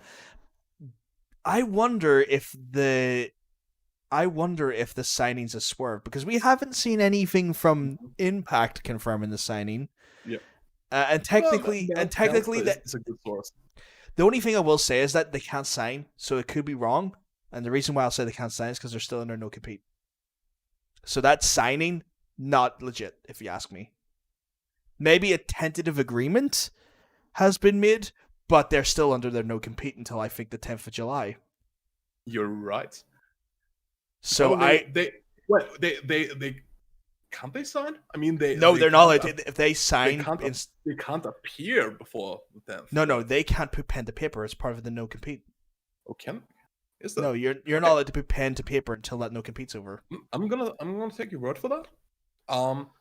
But let's say it's not a swerve, and they're actually planning to sign in that case. But they can't appear on Fyter Fest. They have the non-compete. You're right. They can't. Now I don't know if I don't know if the non-compete's the 10th, but maybe it's the set. You know what? Maybe. Impact is really cool about letting people work other places right now. Like, people can work the ROH and stuff like that. But I don't think AEW has the same has the same attitude about them as I think, at least in North America, they want to be a little bit more exclusive with their talent. Although they're building the relationship with ROH, so maybe they are cool with Doc Gallows and Carl Anderson like floating around. So I've double checked it, and they are free to work with other major promotions on the 15th of July. Okay. So that's when their non-compete technically will end. Now, you talked about working with other promotions because Carl Anderson and Doc Gallows were saying that they do want to go to New Japan. I think that's been quite a well-known aspect of what they wanted to do. The guys have shown up on Tonga's Island podcast, Tama's Island, talking about the old school Bullet Club days and whatnot. There's apparently a white hot podcast and talking shop coming up soon where Carl and Gallows are going to talk about their experiences in WWE, as well as go through the technically the Saudi stuff. Apparently, he's going to talk about that there. So we have a lot of information coming our way soon in relation to that. I wonder, do you think Impact is open to the idea of working with AEW? I don't know if. I mean, that's kind of what I said 5 minutes ago. No, but I'm gonna. You say that, right? I don't know if they are, because they didn't want Brian Cage on the Double or Nothing show or anything prior to. Yeah, but that was because he was their world champion about to lose in a pre-show match. Right. Okay, I wasn't aware of that. Hmm. Because he was at the show. They were kind of cool with him being there. Yeah. I don't know. Like, the only reason I'm kind of skeptical on that there is because I don't think I think if AEW is going to work with another promotion inside North America, it's going to be Ring of Honor. Yeah, but that's kind of what I said a couple of minutes ago too. I think Impact is cool with it. I don't think AEW is cool with it. It's because AEW have nothing to gain, Impact has loads to gain. That's not to sound an asshole, but let's be honest about this. One show's pulling in an average of 700,000 a week. The other one's on Access TV that pulls maybe about 100. Like, who's got more eyes on their product here? Who's benefiting more from this? I was gonna say where they benefit from the Ring of Honor relationship is that it's the inroads to New Japan. Mm-hmm. And Impact do not have good relationships with New Japan. I don't know if you're aware of why that's the case, but it's a pretty big reason why it's the case. Impact, I think, are still they're still in their New Japan's bad books over just a small unknown little jobber. You've heard of him? Maybe I've heard of him, of Kusuke Okada. You gotta be a diehard fan to even have heard somebody mention him in passing. Yeah, it's not like the guy has the longest running title reign of the IWGP Heavyweight Championship in the history of the promotion or anything. But Star Machine. yeah, a man who has more 6-star matches under his belt than which is a ridiculous thing to say out loud, than anyone else in the industry. Only somewhat matched by Mr. Kenny Omega. But you also have the fact that they ousted New Japan from Access TV when New Japan said they weren't willing to work with them. So I think the relationship with New Japan is more important to AEW than the relationship with Impact is. Yeah. Another couple of names been rumored going to Impact. Heath Slater put out a little touched up workout video, looking a little bit vicious. Have you seen that? I haven't seen that, but I have heard that there was. And a Rhino apparently has a tag team match coming up on Impact, but he's on a Slammiversary. But he said he already has a partner and he got kids. So I heard about that too. I heard about that promo as well. So I don't think if Heath Slater can be a main event guy, but he's got good looks. He's got good charisma. He can move. I'm curious to see what he will do now that kind of the WWE restrictions have been lifted off of him. I like your thought process here. I want to see his tenacity. I think you say he can't be a main event guy. I think let's test him. They said that about Cody. I don't know if he can be. That's what I said. Oh, my apologies. I don't know yet. My apologies. I think you know what? This is the parts of wrestling I love, is that we have the prospect of it. We have the ability to try and throw something against the wall and see what sticks. And I'm really keen to see how that goes. I'd be keen to see an angry Heath Slater. I would not even keen. I would love to see what an angry Heath Slater looks like. Like a post Nexus angry Heath Slater, because we saw angry Heath Slater during Nexus, but. It was a group effort. It was a big faction. Your only real standouts in that big faction were realistically Wade Barrett, and I think there could be again. Maybe WWE were sleeping on something there, and they shouldn't have been. Right. The other two guys in the 3MB with him, future world champions. well, now past world champions or present world champions, but Yeah, you get the point. yeah. Mr. Ginger and held the belt for, I think, was it 5 months until he lost it to. Uh, August until early November, and not August. May until early November, I believe. so that's close to 6 months then, I would Yeah. say, which is not a bad title run when you think about it. And then you have Drew McIntyre, who's the current WWE World Championship, which is a long time coming. The man's phenomenal. Man's phenomenal in the ring. So yeah, let's throw Heath Slater into the hot water and see if he can swim, like you said. Yeah, I'm keen for that there. We also had originally a person who was teased for Impact, but is no longer being teased for Impact. I think you were quite excited about this one. Let's keep him for later. I've got You another. you got Saver. Okay. Let's stay on Impact. Because reported yesterday night, Brian Myers, former known as Kurt Hawkins, apparently on his way to Impact. I did not know that. He's got a little. He has his old gear on, kind of. He got a new jacket, and he got a little writing on his jacket. Never defeated, it says. Because if you remember famous losing streak in WWE, I think it was around 250 matches that he lost in a row. And that's kind of is he like tainted as the job guy now, or do you think he can have a fresh start in Impact? I think he could have a fresh start. I feel like the Reverse Goldberg is just a great comedy bit where I feel like if you give again.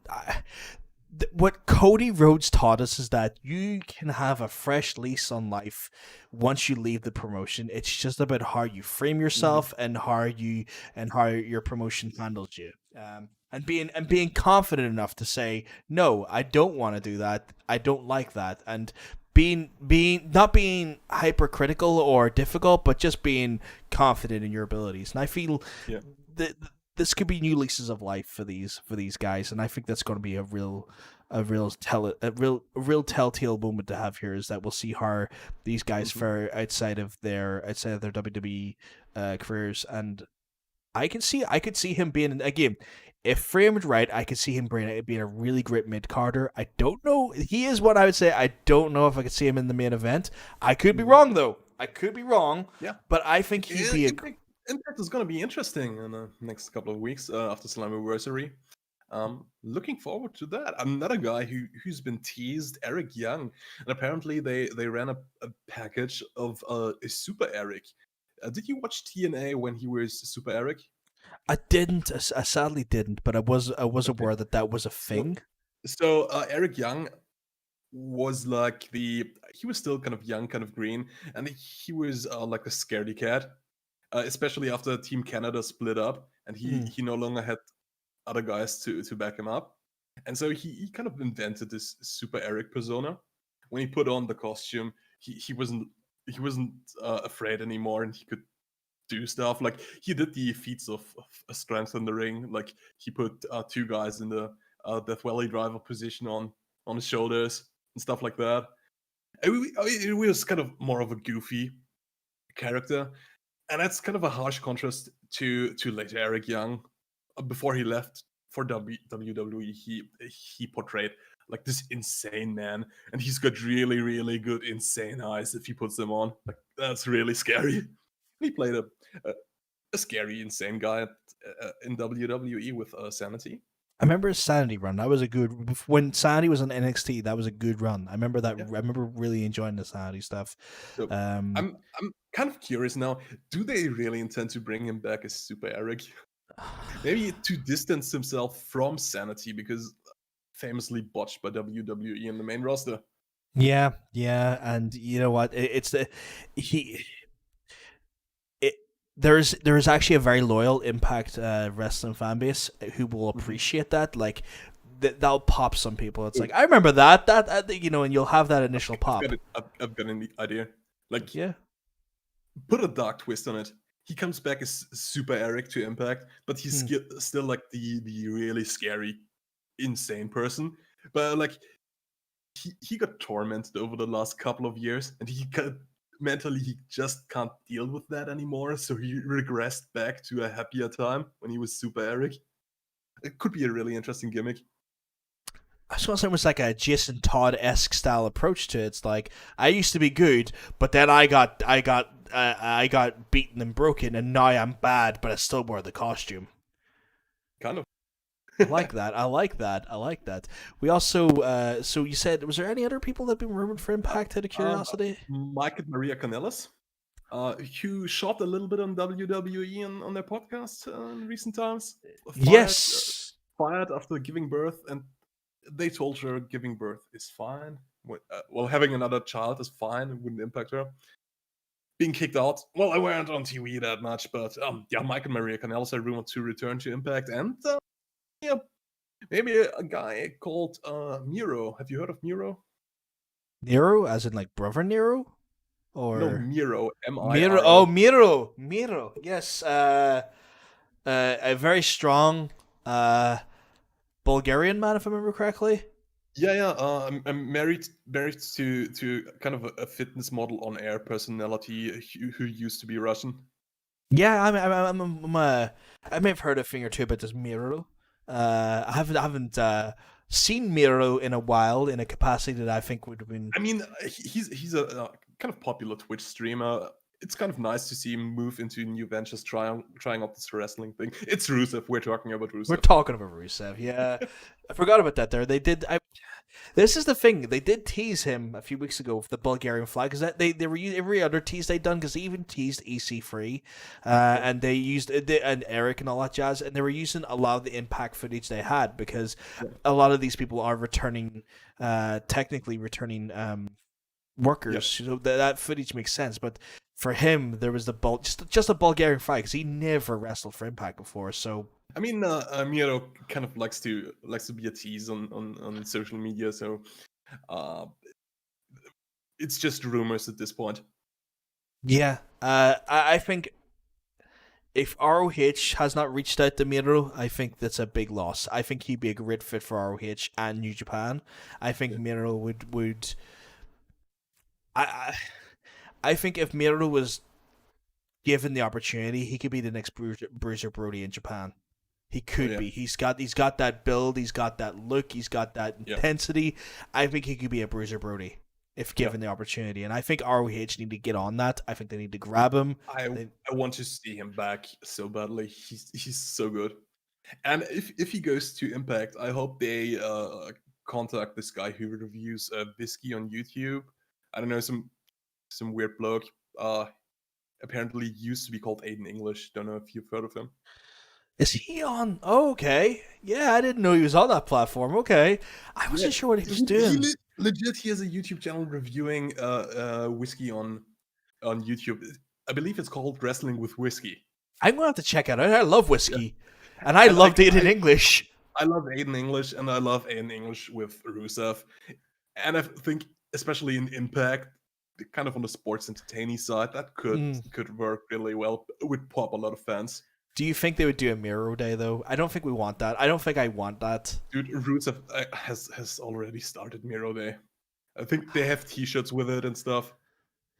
I don't know if I want to see that, though. I think I want to see him do... I want to see him evolve, and I don't want to see him rest on his laurels, because he's so good that he could get something else over. He could make something for himself. It never went where the fans wanted it to go. I feel like it still has some power. You can run with it another couple of months, give the fans what they want, and then you can go to something new, or maybe limit it to Impact and let him do his cool stuff in other promotions, his single stuff. Yeah, I just don't want him to be the Rusev Day guy. I want him to be more than that. And of course. I don't want him. I don't want to put him in a box, and I feel like that's the fear of putting him in the box. Mm-hmm. Was there any other Impact teased individuals? Well, one was heavily teased. He's a former Impact World Champion.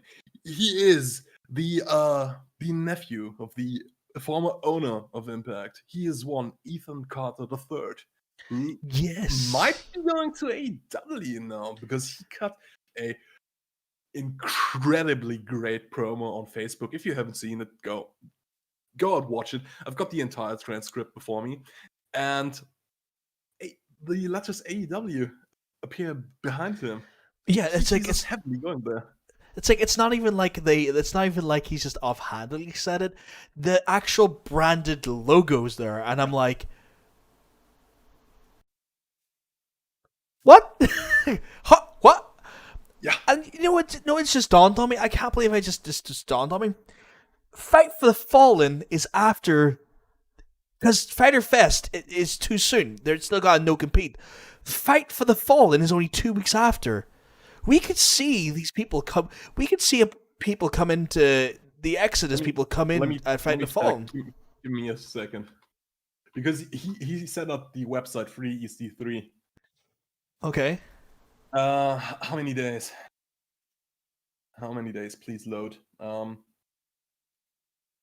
10 days, 8 hours, 41 minutes. Let's see, 10 days. Yeah, he could appear at Fight for the Fallen. That's his non-compete clause runs out 2 days before Fight for the Fallen. Yeah. So Fight for the Fallen could theoretically, I think we might be able to see some of these guys show up at Fight for the Fallen could be big now. I didn't even think of this. Let me I'll point you to something like interesting. Like you've seen the promo. You noticed he mentions like at least 20 AEW roster members, and he puts them like in really. He puts them in his promo in a way that he doesn't really name them, but it's just part of it, and like you fear the revolt is coming to you if you don't adhere to the group thinking and stuff like that. That's FDR, fear the revolt and stuff like that. But one guy, and I think he's talking about MJF there. Like, let me find it. They may cancel you, hell, they may even imitate you poorly. And I think he's talking about MJF because they kind of have similar gimmicks. If he goes to AEW, that's kind of been a point of contention. He can't do his old EC3 stuff because MJF is EC3. That's true. That's true. Oh, well, let me clarify. MJF is not a copy of EC3. He does his own stuff, but the gimmicks are kind of close. They overlap. There's a lot of contextual similarity that would mean that if you had it would be like the Nightmare Family at the same time as Dark Order. We already had that faux pas happen, so I totally get where you're coming from.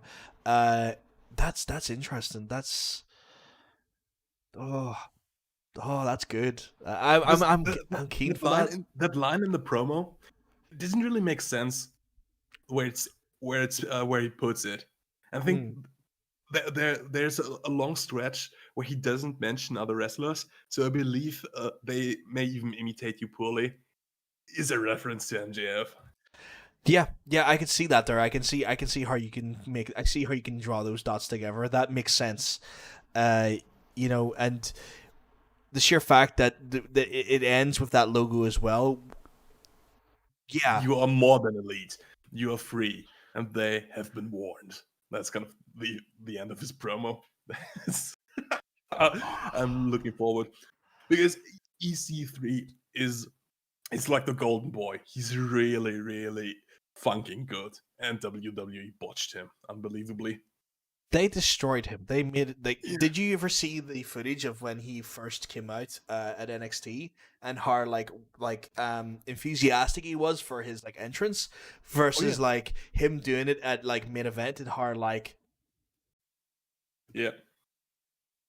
just the random points were like so lackluster. You could see that they had driven him into the ground by that point. Like they took his lust for life away from him at that point.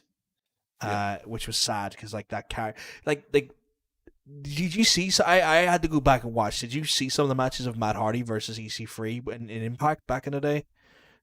I did watch Impact at the time. Actually, that's just about the time I came back to watching wrestling again, and I started at Impact because that's where I knew the good stuff was. And that's kind of the time EC3 came along. Watched him win the belt off Kurt Angle, for example. That's cool. Yeah, and that was like you can really see him grow because he got so much better over his Impact run. Like at the end of it, he was incredibly good. He's really, I wouldn't say awesome in the ring, but he's really solid, and he's incredibly good on the mic. And his facials, 10 out of 10. He got a good look about him. He's a main event guy right there for the taking. I think if they bring him in, and this is just me pulling into speculation station, I think he could take that TNT belt off Cody. Oh, I think he could... to spite MJF, who's been sitting at the top of the ranking. Yeah. Because could you see how angry that would get MJF? Cody goes, because again, Cody is all about the open challenge. EC3 comes in. Well, like that. I'm here now. I'm free for an open challenge. Do you want to fight? Let's fight. And he comes up to the theme of DDT. It's me. It's me. It's EC3. I get you a bit of a gimmick infringement there, but okay, I can get behind that. He's cool. Okay. I'm not saying no. I didn't know we were going to go. How about that? DDP manages him, and he comes up to that theme.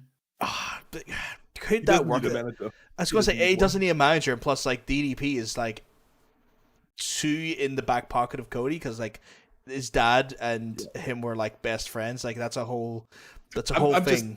I'm just joking around. Don't book that. Don't book that. There is for the joke for the theme. Okay. There is one notable thing though. We had an actual lever from Impact who is now being sought out by WWE.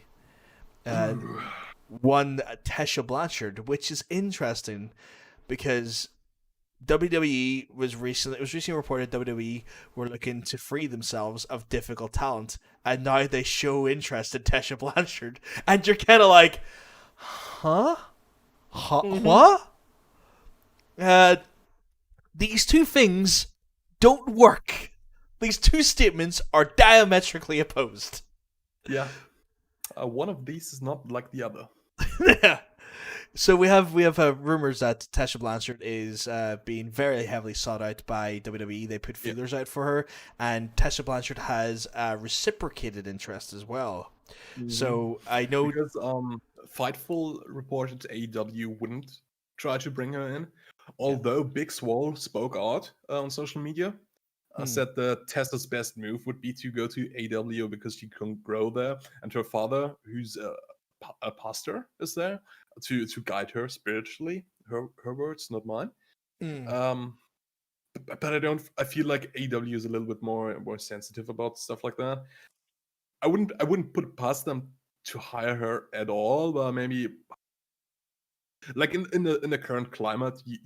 I don't think that's the headlines they want to make, although they could need a good woman for their roster. So, this is the thing. They need women. They need good women. So they need good women who can bolster that division heavily. But I feel like even at there, I think AEW are very particular who they bring in because they don't want people who are difficult. Like AEW have always said, like we want people who want to work for us. We don't want people who are going to make our lives any more difficult than it needs to be because they already have a lot on their shoulders. It's a new company, and they may have a lot of financial backing with the cons, but that's not a factor. They need to have a company that is a well-oiled machine that will not financially drain them. This is not WCW with Ted Turner, where Eric could just always get the checkbook out and write ludicrous amounts of money on it and buy whoever they want. This is a more sensible individual with the checkbook in hand because it's his money. It's not someone spending his money for him. It's a total different beast. And with Tesha Blanchard having these rumored difficulties, especially in relation to Impact recently, it does beg why we do need a stronger women's division in AEW. It does beg the question: do we want to put up with people who are going to make life hell for the people involved? Yeah, and I don't think AEW will go that route. WWE will. They don't have any morals. They don't care because like they're too big to. They could probably. I feel like Tessa Blanchard felt confident doing what she did in Impact, because Impact was a smaller company, I feel like she wouldn't have that same confidence in WWE. Apparently, she's been very hard to work with at the Mae Young Classic she's been at 2 years ago. That's interesting. I think that the Mae Young Classic, I don't think she was signed. Was she? It was just a per appearance, wasn't it? Yeah. I mean, maybe her ego has even grown since then, because female world champion of Impact and stuff. Yeah, which is interesting because WWE have no interest in a female holding their top belts in the male division. So, to some extent, this is almost a backtrack for her as well, because she's been a world heavyweight champion, not a women's world heavyweight champion. She's been a world champion, and WWE won't do that. I'm wondering, does this bode well for her? Because it does seem like a bit of a step down. Like, I don't think AEW would do it either, but I feel like AEW would at least have more interesting creative things to do, where we know that the very glass ceiling is going to be a women's world championship. Maybe they'll do something where they give her like all 3 fucking belts or something, just to kind of satiate that. I guess if I was her, maybe take the paycheck after leaving Impact. If WWE offers you big money, you might as well take it for now. Yeah, take the money. I mean, with her attitude, she could be released soon, so she can have creative freedom again. This is her rumored attitude. Okay. Yes, this is the thing as well. Though, if she's been fired from Impact, and I think maybe this is where if she realizes that she has to maybe play ball a bit better, because her options are now limited. We're big time in speculation station here, so. That's true. That's fair. But sure, we'll leave it there. Is there anything else you'd like to talk about news-wise, sir? I don't think so. All right. Let's wrap it up then, shall we? Yeah, so wrap it up then, guys. We went through all the news again. If you have any comments or questions, don't forget to leave comments and questions if you're watching the video post live stream. Drop the comments and questions into the actual into your comment section on YouTube there. Give us a like. Apparently, it helps everyone assessing on YouTube. Yeah, that like stuff is apparently a big thing as well. On top of that, there, if you have enjoyed the podcast, guys, I would highly recommend you hit that subscribe button, turn on the notification bell, that way you don't miss out on a live stream as it goes live. But yes, guys, I am John, and that is Freed. And if you want to find us, obviously you can find us in our respective other channels over at Twitch. Freed is found at twitch.tv/Freed_1, and I can be found on Twitch as well as twitch.tv/itspvg, or on Twitter at OdinPVG. But guys, we are going to have to love yous. We're going to have to leave yous. But we will see yous next week on the podcast. Have a good one. Peace.